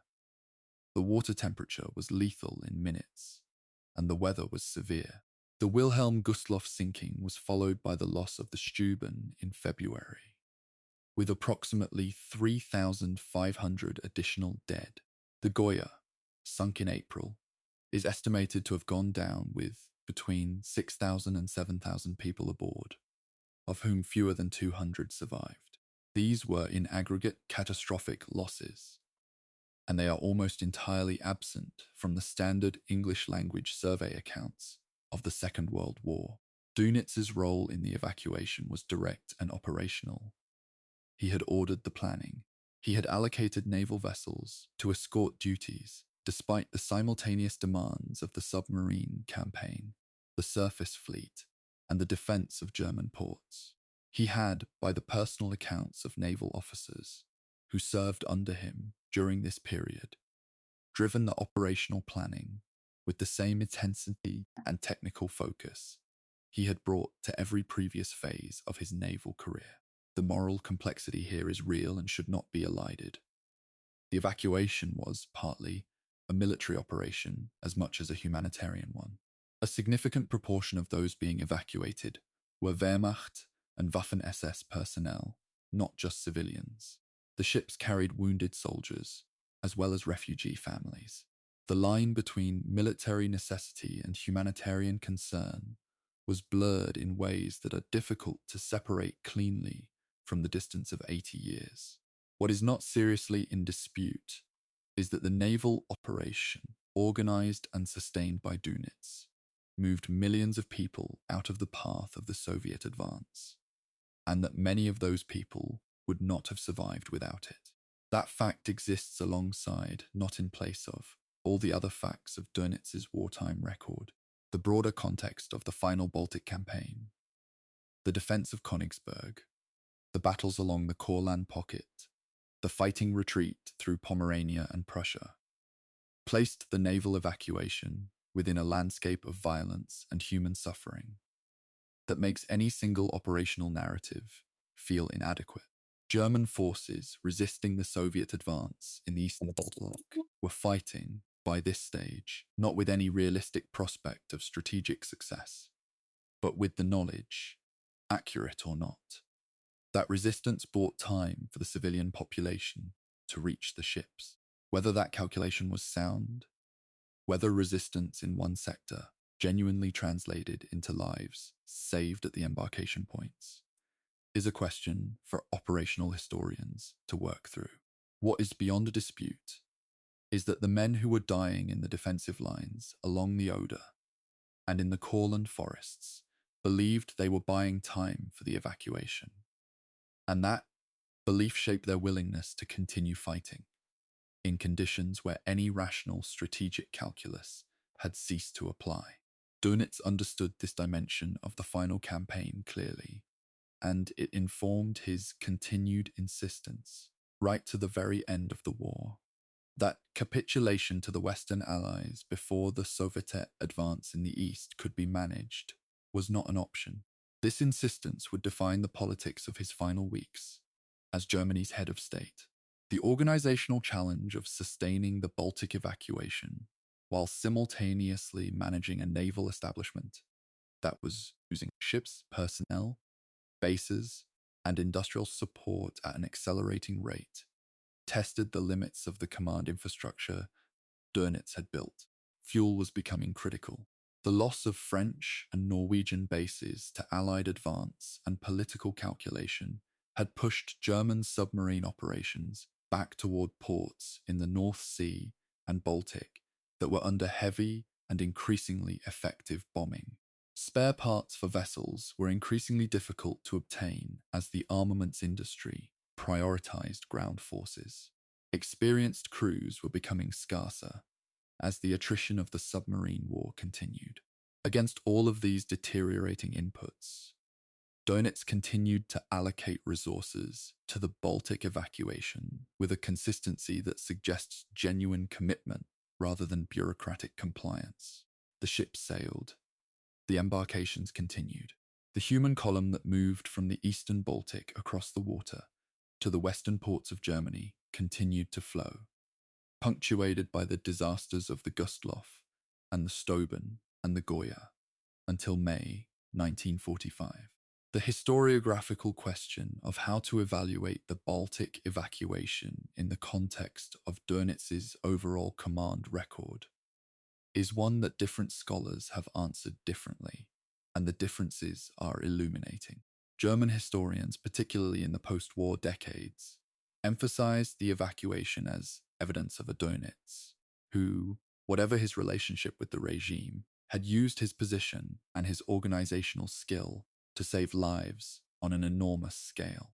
British and American historians, focusing primarily on the Atlantic Campaign and the Nuremberg proceedings, gave the evacuation relatively little space. Soviet and Russian historiography, naturally, emphasizes the Wilhelm Gustloff and similar incidents from the perspective of the submarine crews and the broader context of the Soviet military campaign, rather than the evacuation narrative. The truth, as is usual in such cases, requires all of these perspectives simultaneously, which is to say, it requires more patience than any single national historiographical tradition has typically been willing to bring to the subject. The final weeks of the Baltic evacuation coincided with the political and military disintegration of the Third Reich itself. As Soviet forces reached the outskirts of Berlin, as Hitler retreated into the Führer bunker, and the Reich's administrative machinery came apart under the combined pressure of Allied bombing, collapsing front lines, and the simple logistical impossibility of continuing to function as a government in a country that was being physically occupied by 3 different armies from 3 different directions. Dönitz continued to operate his naval command. He issued orders, he received reports, he attended to the evacuation convoys, and he was, by April 1945, increasingly aware that he was being watched by Hitler for reasons that went beyond his naval responsibilities. That the question of what would happen to Germany when Hitler was gone was being actively considered, and that Dönitz's name was among those under some consideration for whatever formal succession might look like in the ruins of the Reich. He had not sought this. He had not maneuvered for it. By his own account, and by the account of those around him at the time, he was genuinely surprised by what came next. The historical record does not fully support either his surprise or his indifference. But it is worth acknowledging that the transition from Grand Admiral to head of state that occurred in the final days of April 1945 was not the culmination of a political ambition. It was the consequence of a loyalty that had remained constant, while everything around it collapsed. Chapter 10, Hitler's Successor. The Flensburg Government and Germany's Surrender, April-May 1945. On the 29th of April 1945, Adolf Hitler dictated his last will and testament in the Führer bunker beneath the Reich Chancellery in Berlin. The city above was, at that precise moment, being fought over street by Soviet forces. The document Hitler produced was, in part, a final settling of political scores. Göring and Himmler, both of whom had made unauthorized approaches to the Allies in the preceding days, were expelled from the party and stripped of their offices for treachery. In their place, Hitler made final appointments for the nominal governance of what remained of Germany. Joseph Goebbels was named Reich Chancellor, and Karl Dönitz, the Grand Admiral who was at that moment managing the Baltic evacuation from his command post in northern Germany, was named President of the Reich, Commander-in-Chief of the Armed Forces, and Supreme Commander of the Army. He was 53 years old. He had not been present at the bunker.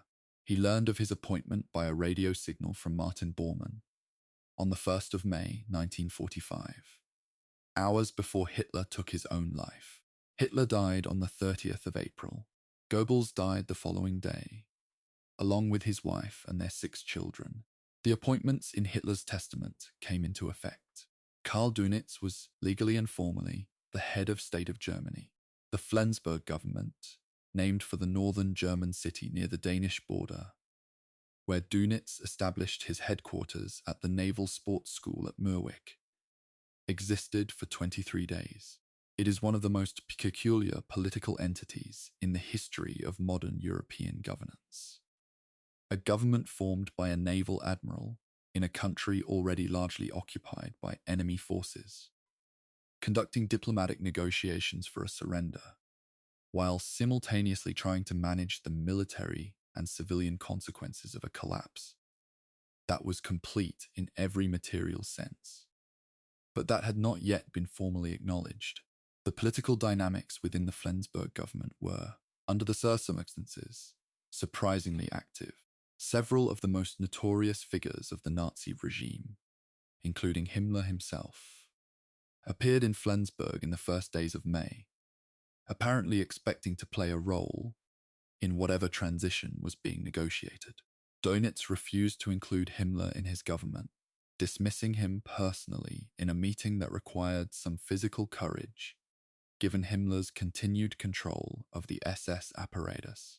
This decision, to distance the Flensburg government from the most directly implicated figures of the Nazi system, was shrewd, but it was not, as Dönitz's post-war advocates sometimes presented it, an act of moral repudiation.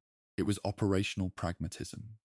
A government headed by Himmler would have no credibility with the Allies, and credibility was the only currency Dönitz had.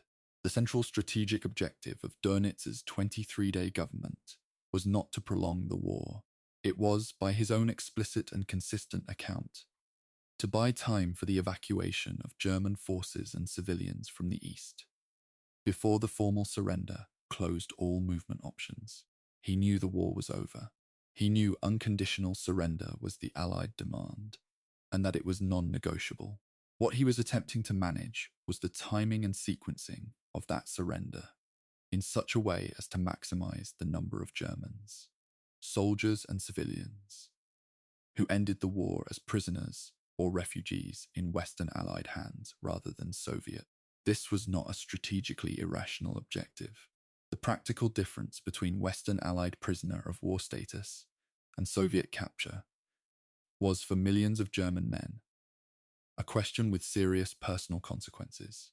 The approach required piecemeal surrenders, negotiating the surrender of forces in the West while nominally continuing resistance in the East. And it required the Western Allies to either acquiesce in this sequencing or to cut it off by demanding total and immediate capitulation on all fronts simultaneously. The Western Allied commanders, and Eisenhower in particular, were aware of exactly what Dönitz was doing and did not entirely object to it, partly because they too were concerned about the scale of Soviet control over post-war Central Europe.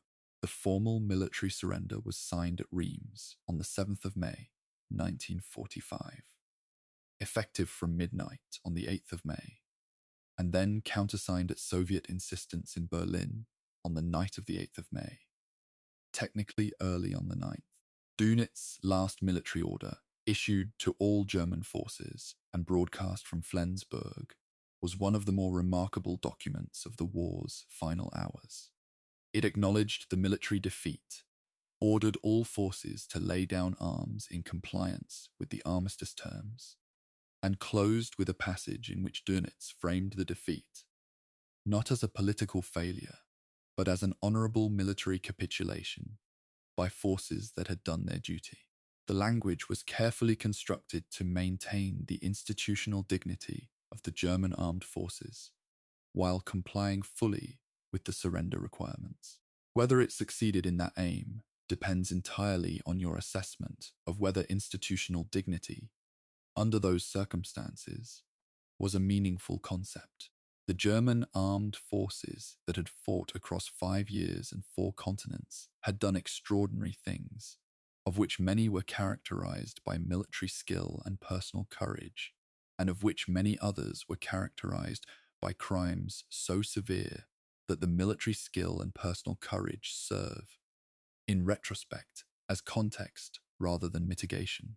Dönitz's farewell order navigated this landscape with the institutional instincts of a career officer, and in doing so, said less about the real history of those 5 years than the occasion perhaps required. Dönitz remained in Flensburg for another week after the surrender, ostensibly governing, meeting with ministers, issuing statements, maintaining the formal apparatus of a government that controlled no territory, no armed forces, and no policy instruments of any practical consequence. The Western Allies tolerated this for reasons that combined bureaucratic inertia, practical usefulness. A functioning German authority was useful for managing the immediate post-surrender logistics and a degree of assessment time.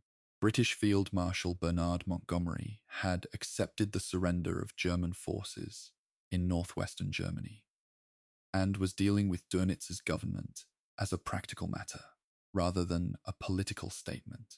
On the 23rd of May, 1945, Allied officers arrived at the Flensburg headquarters and placed the entire government under arrest. Dönitz was detained formally. His government ceased to exist.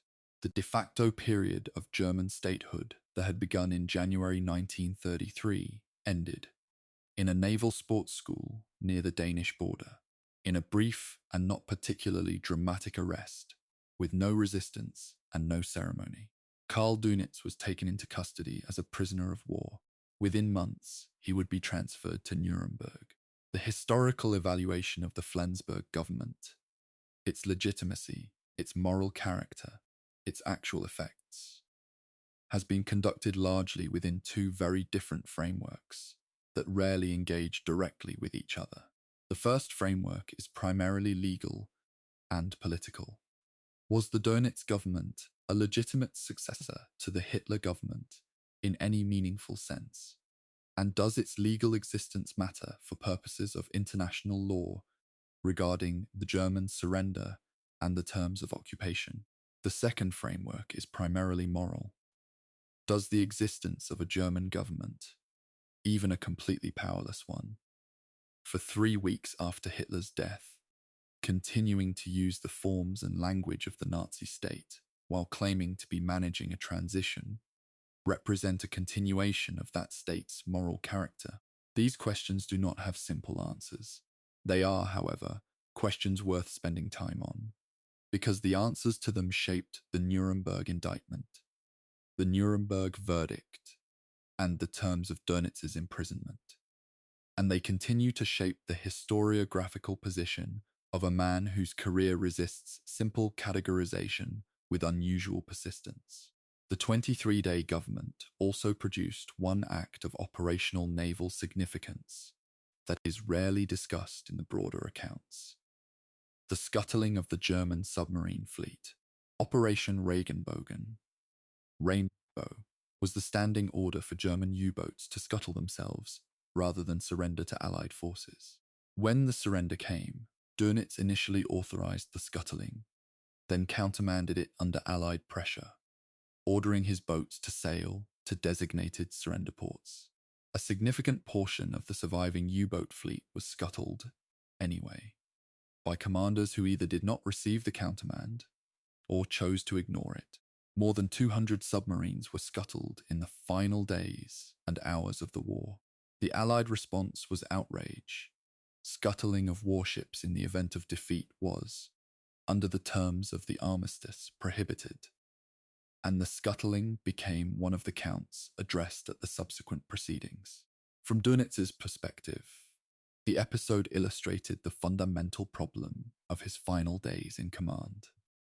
He was issuing orders to forces that were simultaneously capitulating, in a communications environment that was fragmenting, in an institutional culture that had spent 5 years being trained to prefer destruction over capture. The consequences of that culture, in its final expression, were at least partly outside his ability to control. This was not exculpatory, it was simply true. The final accounting for what the U-boat campaign had cost. In the raw human terms, that Dönitz's operational language consistently declined to foreground, deserves its own paragraph. Allied shipping losses to German submarines over the course of the war totaled approximately 3,500 merchant ships, representing roughly 14.5 million gross registered tons.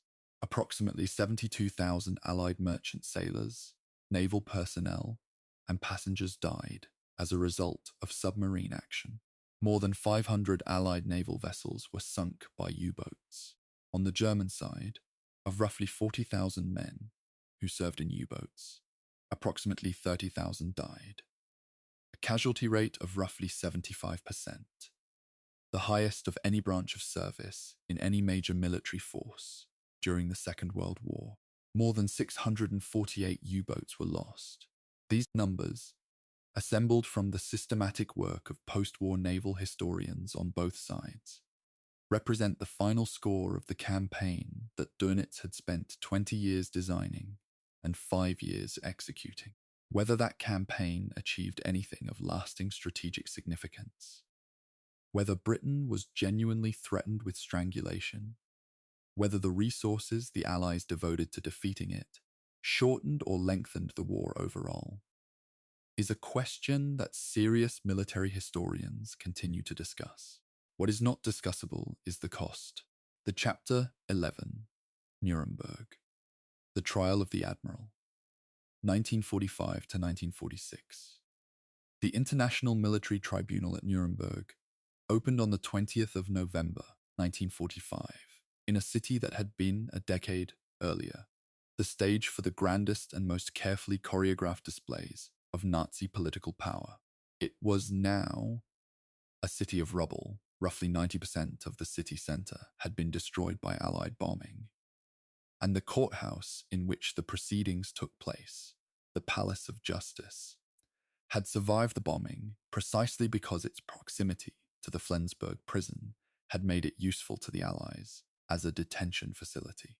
The irony of putting the leaders of a regime that had sent millions to prisons and camps on trial in a building preserved partly by the accidents of its own function as a place of incarceration, is the kind of historical detail that resists comfortable interpretation. Dönitz arrived at Nuremberg already knowing, in broad outline, what he was accused of. He had been charged on 3 counts: conspiracy to commit crimes against peace, waging wars of aggression, and war crimes.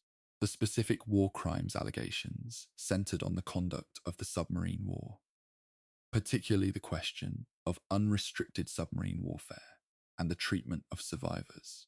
The treatment of survivors questions was legally and historically the most complex element of the Dönitz prosecution.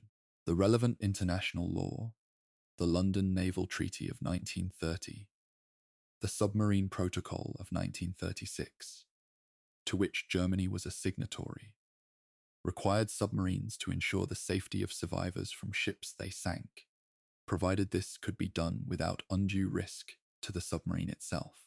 The practical tension between this requirement and the operational reality of submarine warfare was obvious. A submarine that surfaced to take survivors aboard, or to allow them to reach lifeboats, was exposed to counterattack by aircraft or surface vessels called by the sinking ship's radio.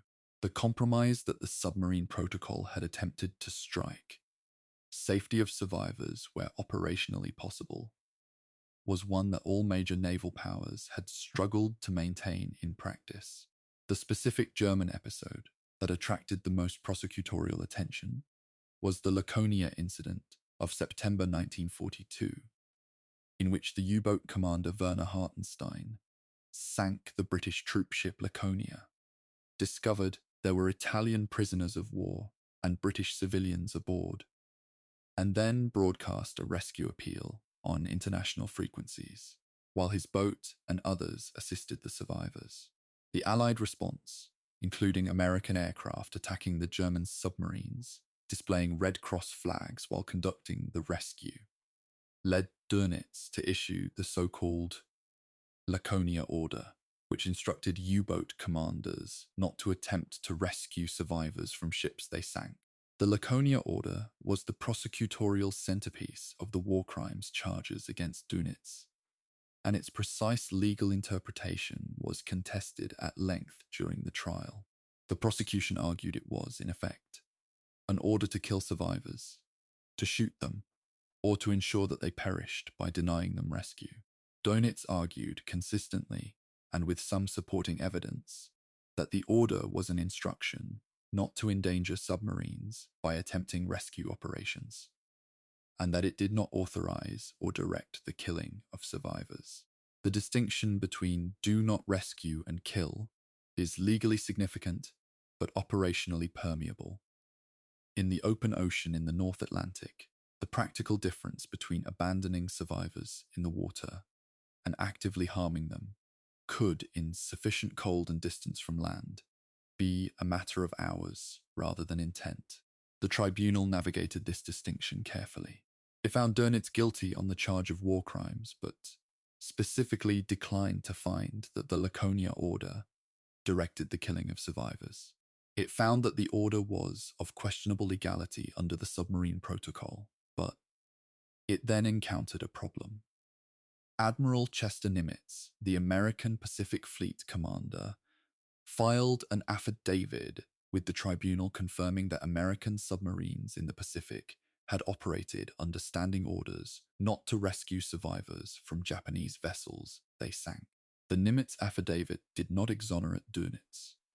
The tribunal explicitly said so, but it severely compromised the moral and legal coherence of applying a standard to German submarine warfare that had not been applied to American submarine warfare in the Pacific. The charges of waging wars of aggression were more straightforward in their legal architecture, though they involved questions about the nature of command authority and individual responsibility that the tribunal was, in some respects, developing legal doctrine to address rather than applying existing doctrine. Dönitz was the Grand Admiral and head of the German Navy. The Navy had conducted operations that were part of an aggressive war waged against neutral and non-belligerent states, including the Norwegian campaign and the attacks on neutral shipping. The question of whether Dönitz, as a military commander carrying out orders within a command structure, bore individual criminal responsibility for the political decisions to initiate those wars, was the central question the tribunal had to address. And it was a question with implications that extended far beyond Dönitz's specific case to the entire enterprise of individual criminal accountability for state-sanctioned military action. The tribunal found Dönitz guilty on this count. It also found him not guilty of crimes against humanity. The charge related to the treatment of populations under German occupation and to the Holocaust, specifically because the evidence did not establish that Dönitz, in his naval command capacity, had directed or participated in those crimes. The sentence was 10 years imprisonment. The sentence was the most controversial element of the Nuremberg proceedings against Dönitz, and it generated debate that has not entirely ceased in the 8 decades since. Some commentators, both at the time and subsequently, have argued that 10 years was extraordinarily lenient, given the scale and consequences of the submarine campaign Dönitz had commanded. Others have argued that the relative leniency reflected the genuine difficulty the tribunal faced in applying consistent legal standards when those standards implicated Allied conduct as much as German. The Soviet tribunal member dissented from the majority verdict, arguing for a death sentence. The American and British members supported 10 years. The French member concurred. The sentence was, legally, the product of a genuinely contested judicial deliberation among representatives of 4 different legal systems, applying novel international legal principles to facts of unprecedented historical novelty. Whether it was just is a question that depends on what you believe justice, in this context, was trying to accomplish. Punishment, deterrence, historical accountability, or the establishment of precedent for future international law. The Nuremberg proceedings attempted all 4 simultaneously, and on the specific question of Dönitz, it is difficult to argue they fully achieved any of them. Doenitz's conduct during the trial was, by the accounts of the observers who recorded their impressions, consistent with everything that his professional record had suggested about his character. Methodical, controlled, technically precise, personally dignified, and unwilling to make concessions that he did not believe were factually warranted. He did not attempt to distance himself from the regime he had served. He acknowledged his loyalty to Hitler directly and repeatedly, without apparent embarrassment or strategic calculation. He disputed specific factual claims he believed were inaccurate. He engaged with the legal arguments seriously. He did not, unlike some of his fellow defendants, engage in the kind of post-defeat revisionism that attempted to present the Nazi regime's crimes as entirely the work of a small, inner circle with which the defendant had had no connection. He had been loyal to Hitler. He said so. He believed the submarine war had been legally and professionally conducted within the rules he had been given. He said that too. The tribunal disagreed with the second position and found the first position irrelevant to his individual criminal liability. That is, more or less, where the legal record stands. The broader reaction to Dönitz's conviction within the German naval community, which was, by 1945, a community of prisoners, former officers, and survivors scattered across occupied Germany, was one of considerable outrage, expressed in terms that reflected the enduring loyalty he had built during his years of command. The assertion, repeated among former U-boat officers and their families for decades after the war, that Dönitz had been convicted for doing exactly what the Americans did in the Pacific, was factually oversimplified, but not entirely without basis. And it kept circulating long after the specific legal arguments had been exhausted. This persistence of loyal sentiment is itself a historical fact worth noting. Not because it changes the legal or moral evaluation of Dönitz's record, but because it tells us something about what the U-boat arm had been, psychologically and institutionally, and about the depth of the bond between the commander and the commanded that Dönitz had deliberately and successfully built. Whatever else he was a leader who inspired genuine personal loyalty in the men who served under him. And that loyalty did not expire with the surrender. It was arguably the most lasting institutional achievement of his career. The Nuremberg trial has been described by legal scholars as the founding moment of modern international criminal law. The point at which the principle that individuals, including heads of state and senior military commanders, bear personal criminal responsibility for violations of international law, was established as a working legal doctrine rather than a theoretical aspiration. Chapter 12. Spandau, 10 Years Behind the Wall, 1946 to 1956. Spandau Prison sits in the Western District of Berlin that bears its name, a fortress-like structure of dark brick that was built in 1876 to hold 600 prisoners, and that from the autumn of 1947 onward held exactly 7.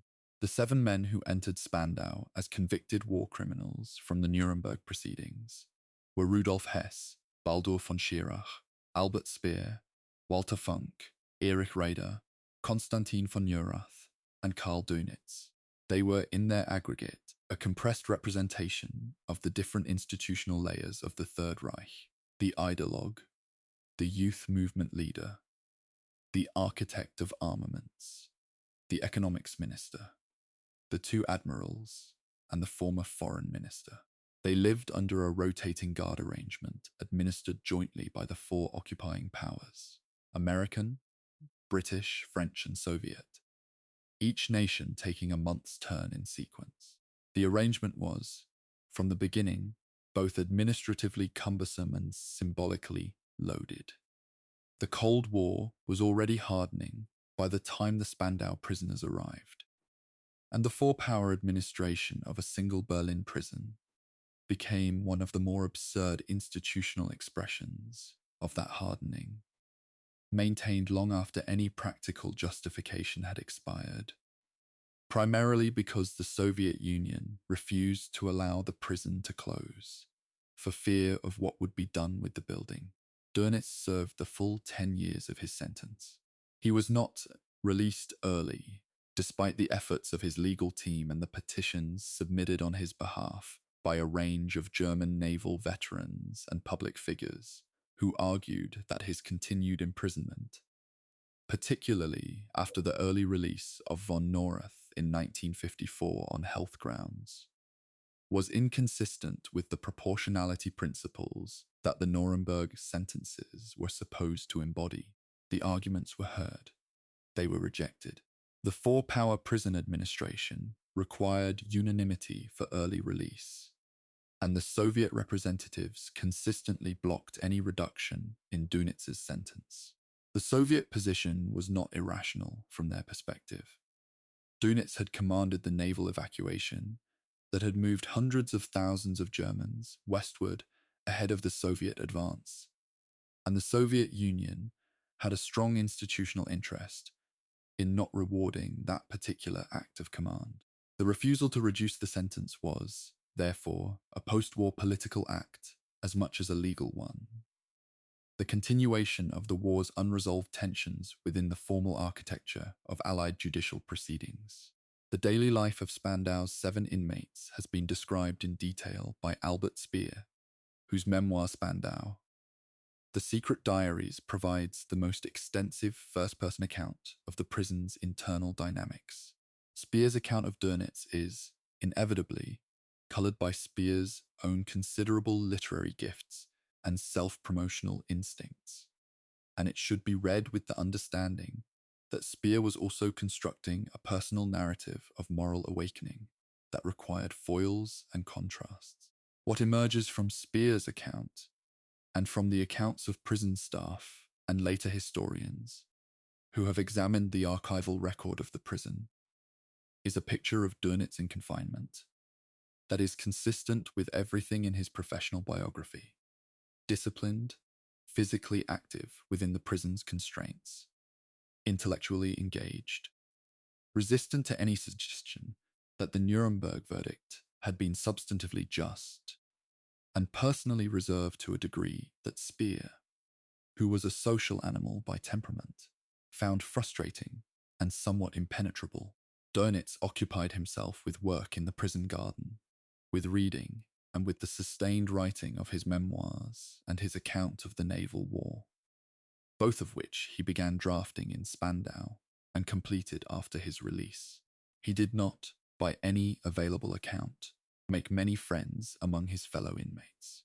He and his predecessor Ryder, confined in the same building after having occupied in sequence the same position of Commander-in-Chief of the German Navy, maintained a relationship of cold professional correctness that never thawed into warmth. The institutional grievances between them were too old and too specific for the shared misery of confinement to dissolve them. The outside world during Dönitz's decade of imprisonment was transforming at a speed that made Spandau feel, for those inside it, like a temporal displacement as much as a physical one. Germany was being reconstructed, physically, economically, politically, with a speed that astonished almost every observer. The Federal Republic of Germany, formally established in May 1949, in the Western occupation zones, was, within 5 years, producing economic growth rates that had not been seen in Germany since the 1920s. The Western Allied powers, now bound to their former enemy by Cold War strategic logic, were actively supporting German rearmament and German NATO membership by the mid-1950s. The German Federal Navy, the Bundesmarine, was being created from scratch, staffed by former Kriegsmarine officers, many of whom had served under Dönitz directly. The men who had been Dönitz's captains and commanders were now being asked to build a new German naval force within an Atlantic alliance against the same Soviet Union that the old German force had in its way been fighting. The historical ironies compounded at a rate that even the most irony-resistant observer might find difficult to absorb. And in Spandau, the man who had commanded those officers through the most intense naval campaign of the 20th century was growing vegetables and writing his memoirs. The death of Doenitz's son Klaus, the last of his two sons, killed in May 1944, had left his family as his wife Ingeborg and daughter Ursula. The correspondence between Dönitz and his wife during the Spandau years has been partially examined by historians, and it reveals a dimension of the man that his public career consistently concealed: genuine emotional dependency on personal connection, expressed within a register of formality and restraint that was entirely characteristic of his class, generation, and professional culture, but that contained, beneath its controlled surface, something recognizable as love and grief and the specific loneliness of incarceration.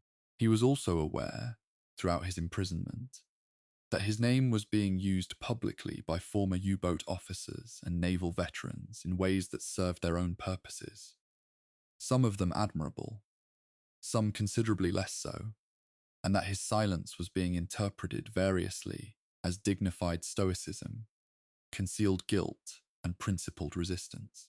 The multiplicity of interpretations was the inevitable consequence of a public figure's removal from public life.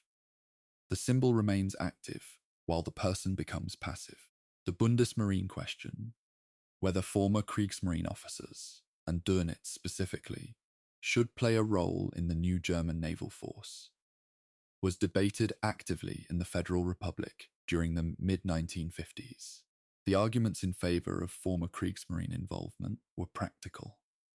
Experienced naval officers were not interchangeable with civilian professionals, and a navy built entirely from scratch by men with no operational experience would be operationally deficient. The arguments against were equally practical and more politically charged. The Kriegsmarine had been convicted, in its senior leadership, of war crimes and crimes against peace. The officers of the new Bundesmarine would be operating within NATO alongside former enemies, in an alliance whose foundational narrative was the defeat and rejection of the system those men had served. The resolution of this tension, pragmatic reintegration with formal legal and political distancing, was characteristically German in its combination of efficiency and ambiguity. Former Kriegsmarine officers served in the Bundesmarine. Their service in the new navy was understood to be a professional, rather than an ideological continuity. The distinction was real. It was also, in many individual cases, less complete than the formal framework suggested. Raeder was released from Spandau in September 1955 on health grounds, having served 9 years. He was 78 years old, and in genuinely poor physical condition. His release left Dönitz as the senior remaining Nuremberg naval defendant in Spandau, a distinction without any meaningful privilege attached to it. Dönitz continued to serve. He continued to work in the garden. He continued to write. His release date was fixed, the 1st of October 1956, completing the full 10-year sentence. He was 65 years old when he walked out of Spandau. He had gone in at 55, a Grand Admiral and former head of state. He came out as a private citizen of a country whose legal system had convicted him of crimes against peace and war crimes, in a Europe that was building new institutional structures, precisely in order not to repeat the history that his career had been part of. The transition from prisoner to private citizen was made without ceremony or apparent distress. He went home. He continued to write. He lived for another 27 years. The question of what Dönitz thought, genuinely thought, in the privacy of his own assessment, about the decade he had spent in Spandau, is one that his published writings do not fully answer. His memoir, 10 Years and 20 Days, published in German in 1958, addressed the question of the Nuremberg proceedings at length, arguing consistently that the verdict on the submarine war was legally flawed and that the comparison with American Pacific operations was the controlling precedent that the tribunal had declined to apply consistently. He did not argue that the war had been right, or that Hitler's regime had been just. He argued that he, as a naval officer, had conducted a lawful military campaign by the standards that were being applied to all belligerents. The argument has genuine legal texture. It also crucially sidesteps the broader question of what it meant to have served the regime with such consistent and public loyalty.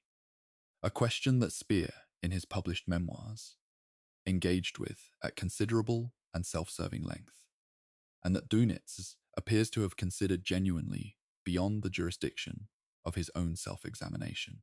The difference between the two men's post-war literary self-presentation is illuminating. Speer became rich and famous by confessing, in carefully calibrated and subsequently challenged terms. Dönitz became a focal point of German naval veteran loyalty by refusing to confess to things he did not believe he had done. Neither posture was entirely honest. Both were entirely consistent with the characters their careers had formed. Chapter 13. Freeman, Contested Legacy. The post-war decades, 1956 to 1980, Karl Donitz spent the 27 years between his release from Spandau and his death in December 1980, not in obscurity. His name was too historically significant for that, but in a specific kind of private life that was shaped at every point by the public record he was no longer able to actively manage. He settled in Aumühle, a small town in Schleswig-Holstein in northern Germany, in a modest house that bore no indication from the exterior that its resident had once commanded one of the most formidable naval campaigns in modern history, and briefly held the title of head of state of Germany. He gardened, he walked, he gave occasional interviews to carefully selected journalists and historians, almost always with the same controlled precision that had characterized his operational presentations 30 years earlier. He wrote. He maintained correspondence with former U-boat officers and their families. A correspondence that was, by all accounts, voluminous and personally engaged, characterized by the same quality of individual attention he had always shown toward the men who served under him. He was, in the language of the German naval veterans community, simply der Großadmiral, the Grand Admiral, a title that carried its own complete universe of institutional meaning that required no further elaboration among those who used it. His memoir 10 Years and 20 Days, published in German in 1958 and in English translation in 1959, was a significant publishing success in Germany and found a substantial international readership.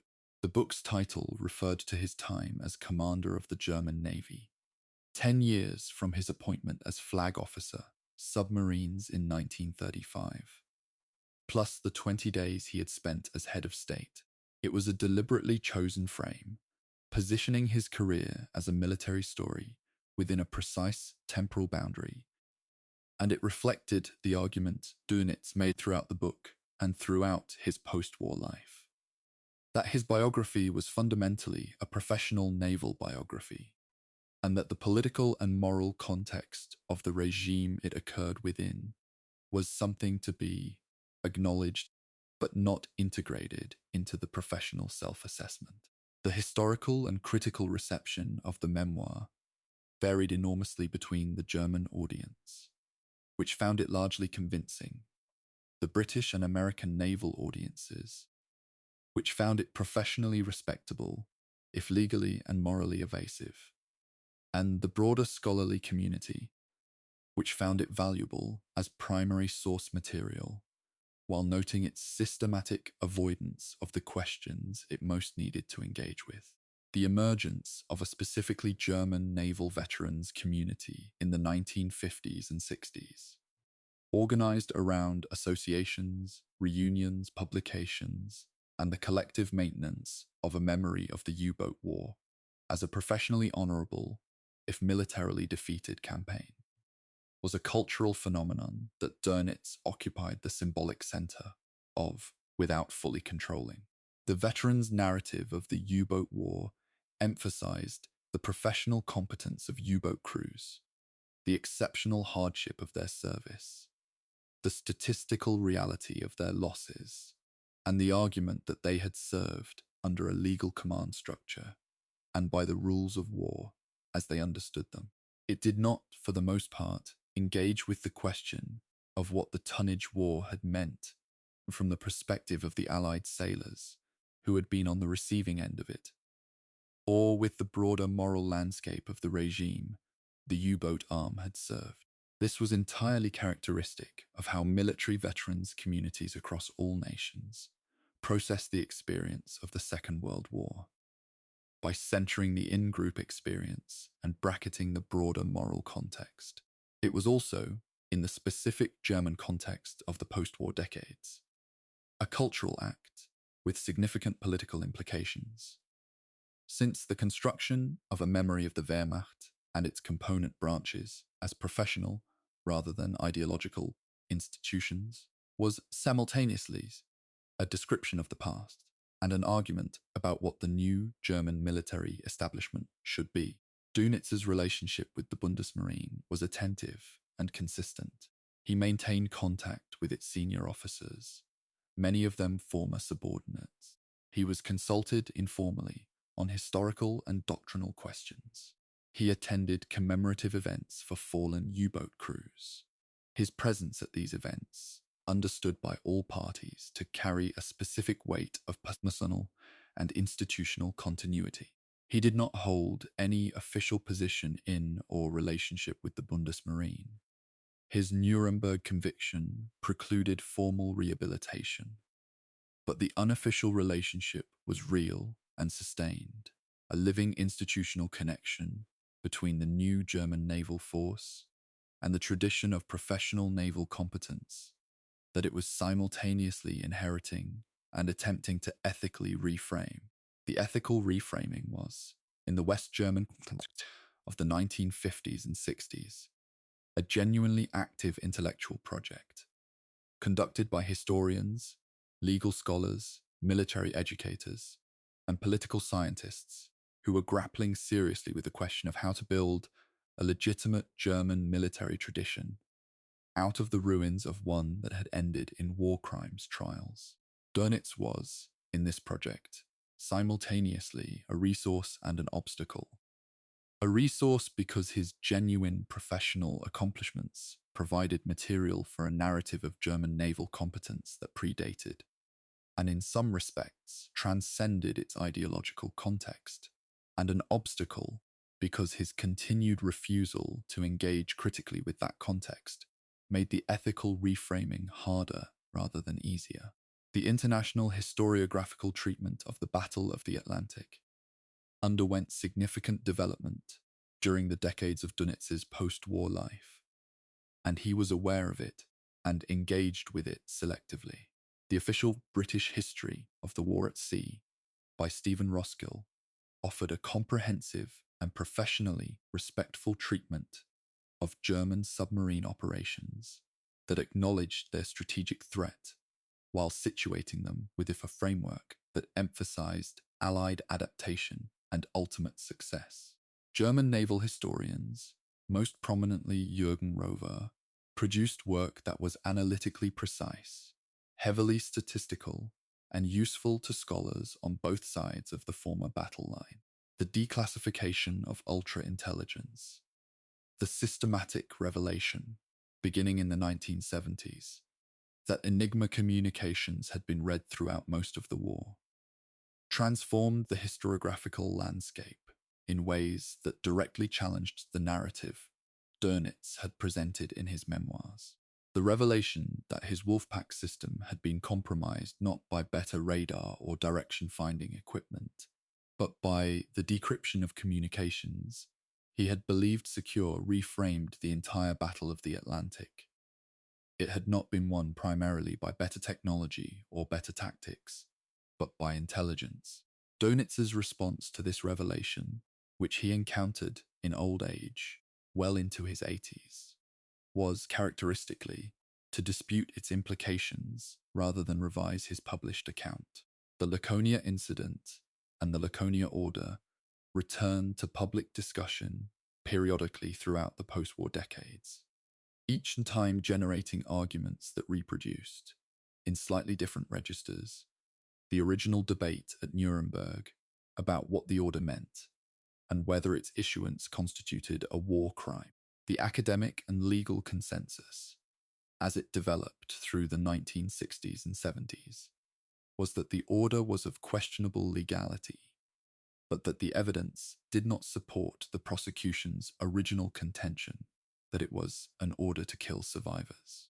The practical effect of the order, that Allied sailors were left to die in conditions where rescue was operationally possible, was acknowledged but treated within the legal framework that had been established at Nuremberg as a consequence that fell short of criminal intent under the standards being applied. Whether those standards were adequate to the moral reality of men drowning in the North Atlantic while submarines capable of assisting them followed orders. Not to do so is a question that belongs to moral philosophy rather than law, and it has not been answered satisfactorily by any of the frameworks applied to it. Doenitz, in the interviews and correspondence of his later years, continued to describe the Laconia order as an operationally necessary instruction that had been legally issued and professionally misrepresented by the Nuremberg prosecution. He was not, by this point, making the argument for any audience's benefit other than his own consistency. The deaths of his fellow Spandau prisoners punctuated Dönitz's post-war decades with a regularity that gave the passage of time an institutional cadence.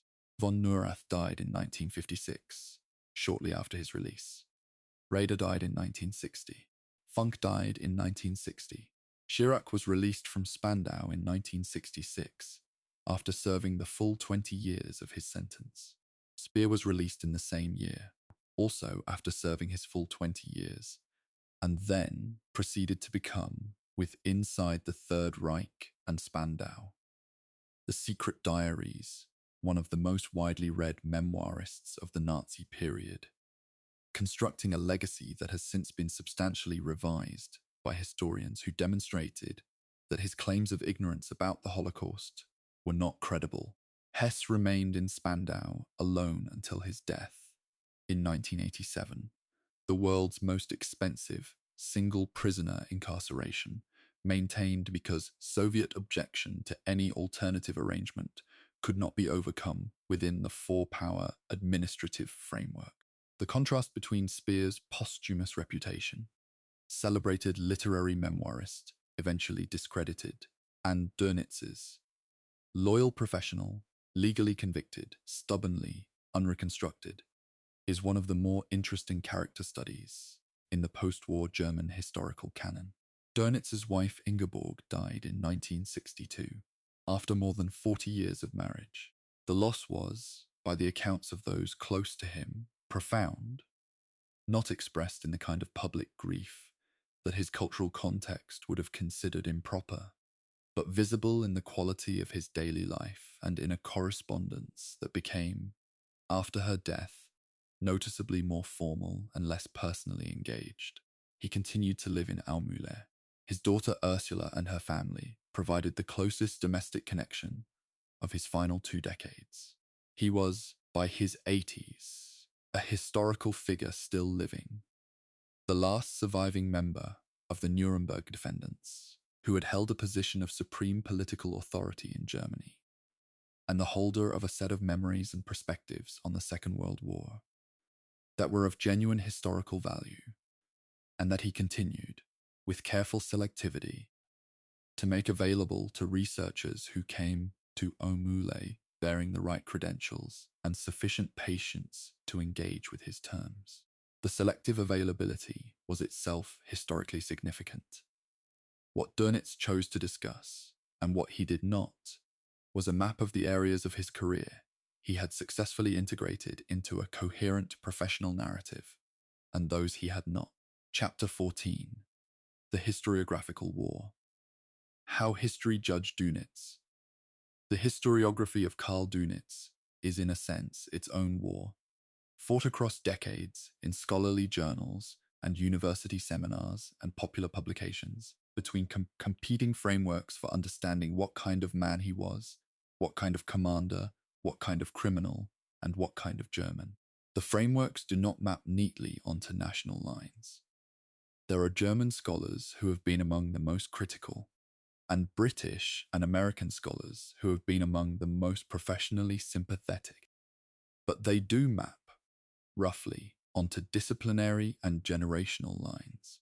Naval historians, who tend to evaluate commanders primarily within the professional categories of their discipline, tactical innovation, strategic thinking, command leadership, operational activeness, have generally found Dönitz a figure of considerable professional interest and measured respect, heavily qualified by acknowledgement of the regime he served.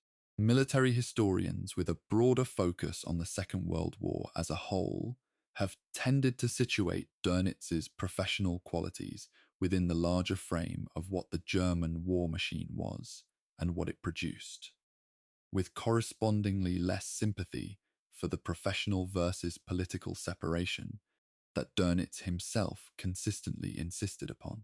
Legal scholars, for whom the Nuremberg proceedings are the controlling framework, have produced the most persistently critical assessments, focused on the gap between the legal standards applied to Dönitz and those applied to comparable Allied commanders. A gap that, as noted in the earlier chapter on the trial, has never been satisfactorily closed.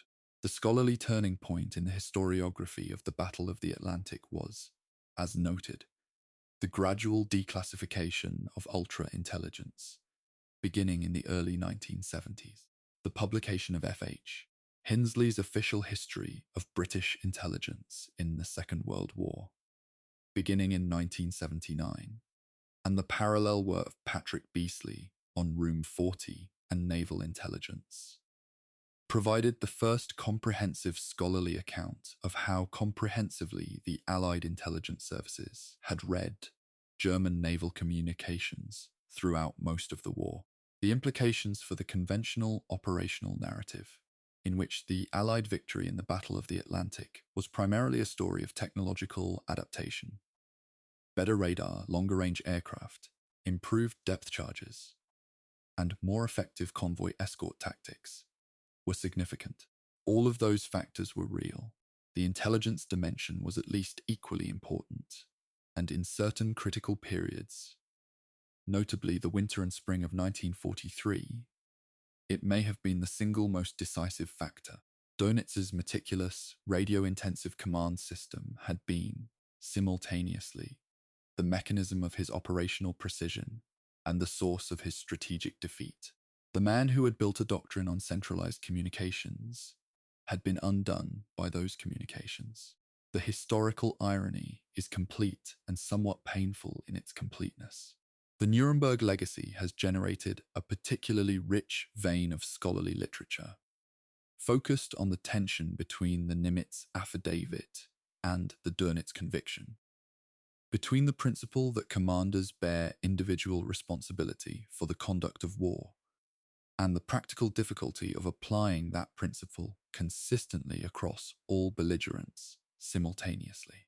The legal scholars who have engaged with this tension most seriously have generally concluded that the Nuremberg tribunal was right to convict Dönitz, right to decline to sentence him to death, and genuinely inconsistent in its application of the unrestricted submarine warfare standard. The inconsistency does not invalidate the conviction. Legal systems regularly produce decisions that are simultaneously correct in their conclusion and imperfect in their reasoning, but it does leave an unresolved quality in the Dönitz case that continues to generate scholarly energy. The alternative view, pressed by a minority of international lawyers, is that the Nimitz affidavit created a logical inconsistency so severe that it should have resulted in acquittal on the war crimes count. that you cannot convict a German admiral for unrestricted submarine warfare using legal standards that you simultaneously decline to apply to an American admiral who issued comparable orders. This view has not prevailed in mainstream international legal scholarship, but it has not disappeared either.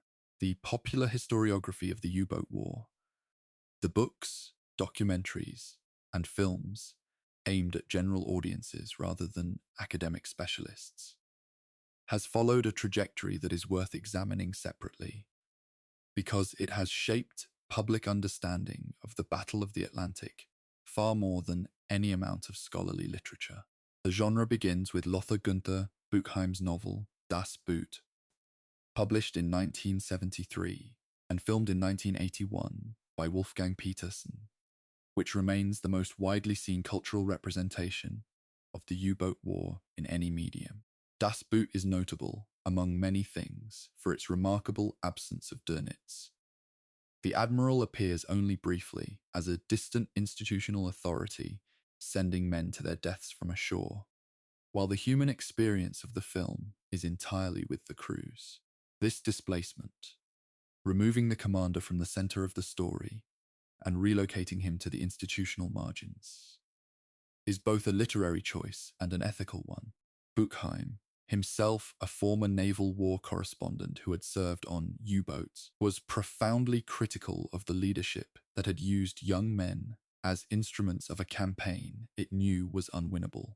His Dönitz, glimpsed in a speech at a commissioning ceremony, is a figure of chilling institutional distance.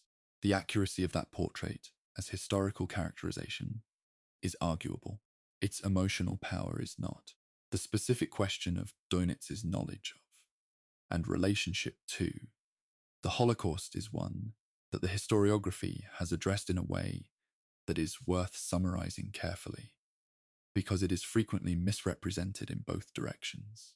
The Nuremberg Tribunal found that Dönitz was not guilty of crimes against humanity, specifically because the evidence did not establish that he had participated in or directed the systematic persecution and murder of Jewish and other populations that constituted the Holocaust. This legal finding does not mean, and was not intended to mean, that Dönitz was unaware that these crimes were occurring.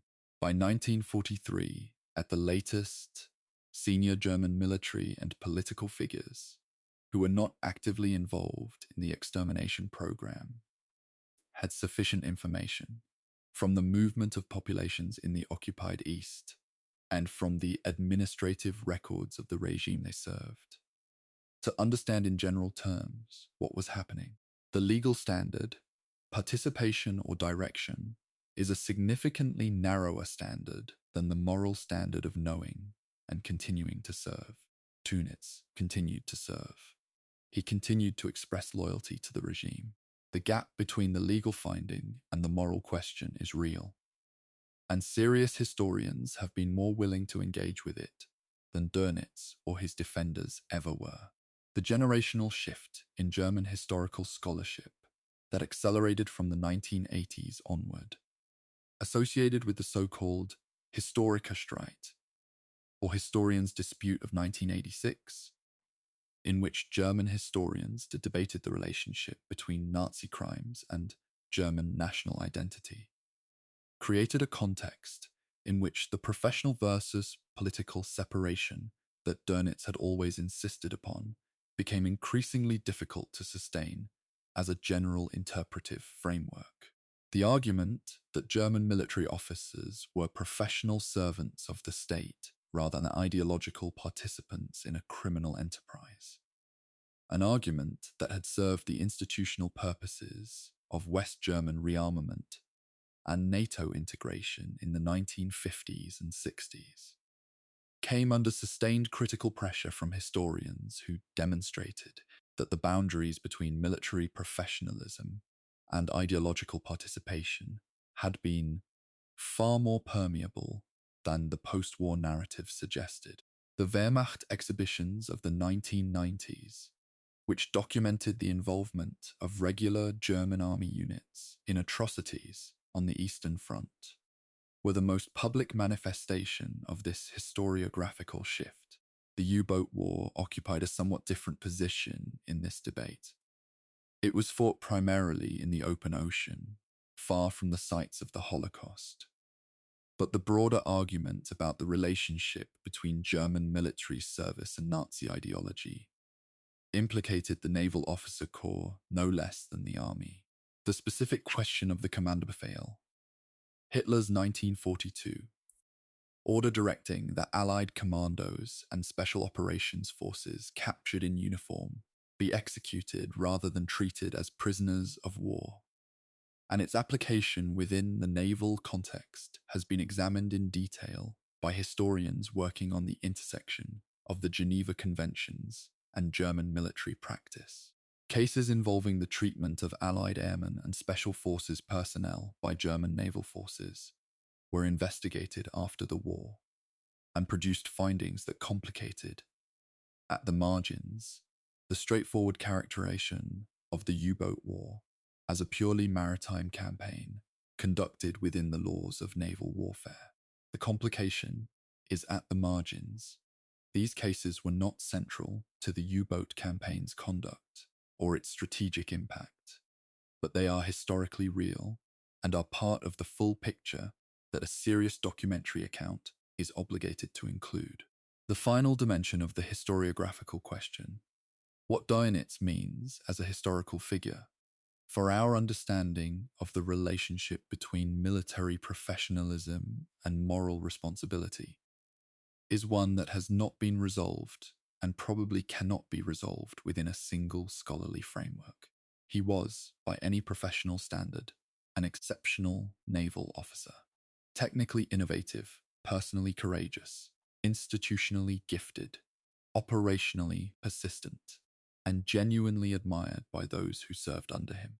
He was also a man who served a criminal regime with consistent public loyalty, who sent tens of thousands of men to their deaths in a campaign whose strategic futility he understood before it was half complete, who suppressed evidence of a civilian massacre on the first day of the war, and who spent his post-war decades constructing a professional self-narrative that was carefully insulated from the moral landscape of the system it existed within. Both of these things are true, simultaneously, about the same person. The difficulty is not in seeing both. The difficulties is in allowing both to be true simultaneously without resolving the tension by privileging one over the other, by making him either the professional hero of naval tradition or the straightforward villain of a morality tale. He was neither. He was, in the precise sense of the word, a complex historical person, and the complexity is the historical truth. Chapter 15, The Final Years, and the Question That Remains, 1980 to 1980 and Beyond. Karl Donitz died on the 24th of December, 1980, in Aumühle, Schleswig-Holstein. He was 89 years old. He had outlived his two sons by 36 and 37 years, respectively. He had outlived his wife by 18 years. He had outlived the regime he served, the navy he built, the campaign he commanded, and the trial that convicted him by decades sufficient to see his name rehabilitate. Rehabilitated within the German naval veterans community, contested within the international scholarly community, and treated with the specific ambivalence that the post-war world reserves for figures whose professional accomplishments and political associations refuse to separate into clean moral categories. He died on Christmas Eve in a modest house in a small town in northern Germany. The year before his death, he had given an interview in which he continued to maintain the positions he had held consistently for 35 years. The Nuremberg verdict was legally flawed. The submarine campaign had been lawfully conducted. His loyalty to Hitler had been the loyalty of a professional officer to his commander-in-chief, rather than the loyalty of an ideologue to a cause. He was, to the end, the same man who had walked out of Spandau in 1956. The funeral was private, attended by family, and a small number of former naval colleagues. There was no state ceremony. His conviction precluded any formal state acknowledgement. There were no official representatives of the Bundesmarine, though individual former officers attended in a personal capacity. The restraint of the occasion was consistent with everything that Dönitz had been in his private life since Spandau. Careful, controlled, refusing to make claims of honor that the official record did not support, while equally refusing to make admissions of dishonor that he did not believe were warranted. The absence of ceremony was, in its way, the final expression of a life that had always substituted professional precision for emotional display. He had been a Grand Admiral, a head of state, and a convicted war criminal. He had been a father who lost both his sons. He had been a commander who inspired extraordinary loyalty in the men who served under him. He had been a builder of institutional culture who never fully examined the moral landscape of the institution he built it within. He died as he had lived, steady, private, and deeply, genuinely complicated. The physical legacy of the U-boat war is more present in the world than most visitors to coastal museums and maritime memorials realize. More than 600 U-boats lie on the floor of the Atlantic Ocean, the North Sea, and the Baltic, some in known positions, many in positions that are approximate, some still officially classified as war graves. Allied vessels, merchant ships, destroyers, corvettes, escort carriers lie beside them, the debris of the campaign distributed across the sea floor with the democratic indifference of deep water. The maritime museums of Germany, Britain, the United States, and Canada contain the preserved technical artifacts of the campaign. Portions of hull, Enigma machines recovered from captured submarines, the depth charge launchers and ASDIC equipment of the escort vessels. The U-505, captured intact by the United States Navy on the 4th of June, 1944, in one of the most audacious and meticulously planned capture operations in naval history, is now on display at the Museum of Science and Industry in Chicago. It is the only surviving example of a German U-boat captured during active operations, and it contains, in its preserved hull, the most complete physical record that exists of what the men who served in these vessels actually experienced. The monuments to the crews are scattered across the northern European coastline. In Moltenaut, near Kiel, a memorial wall lists the names of the U-boat crewmen who died. More than 30,000 names inscribed in stone. In Le Beau, a few kilometers away, stands the Naval Memorial, a tower that can be seen across Kiel Bay, which contains the memorial chamber to the German naval fallen of both world wars. Dönitz attended ceremonies at these sites regularly during his post-war years, and his presence at them was, for the veterans' community, an act of institutional continuity. The commander coming, in old age, to stand before the record of what his command had cost. Whether he stood before those walls with the full weight of personal accountability, or within the professional framework that had always insulated his self-understanding from its own implications, is a question that only he could have answered, and he never answered it publicly. What is not in question is that he went, and that the men whose names were on the walls had been his men, and that the relationship between a commander and the people he commands contains depths that professional language, however precise and controlled, cannot fully reach. The strategic legacy of the Battle of the Atlantic, specifically the tactical and doctrinal innovations associated with Dönitz's command, has a concrete technical afterlife that extends well beyond the post-war decades into the present day. The Wolfpack concept, in modified form, appears in the doctrinal literature of multiple navies as an analytical framework for coordinated multi-platform submarine operations. The intelligence lessons of the campaign, specifically, the demonstration that communications security is not absolute, and that a command system built on intensive radio traffic will create intelligence vulnerabilities that a sophisticated enemy will exploit. are among the most frequently cited case studies in signals intelligence and operational security educations across Western military institutions. The Type X-1 submarine design, developed under Dönitz's program in the final war years, directly influenced the post-war submarine development programs of both the United States Navy and the Soviet Navy. The latter, with characteristic thoroughness, incorporating specific design elements from captured German naval archives into its own submarine cushion programs of the 1950s. The weapon Dönitz built, the system he designed, the lessons embedded in its successes and failures, have been studied and applied by every major naval power in the 80 years since the campaign ended. That is a specific kind of influence, operational rather than ideological, technical rather than moral, and it is real regardless of one's assessment of the man or the regime. The question of how naval history should engage with figures like Dönitz, figures whose professional contribution is genuine and whose moral context is deeply compromised, is one that the discipline has not fully resolved.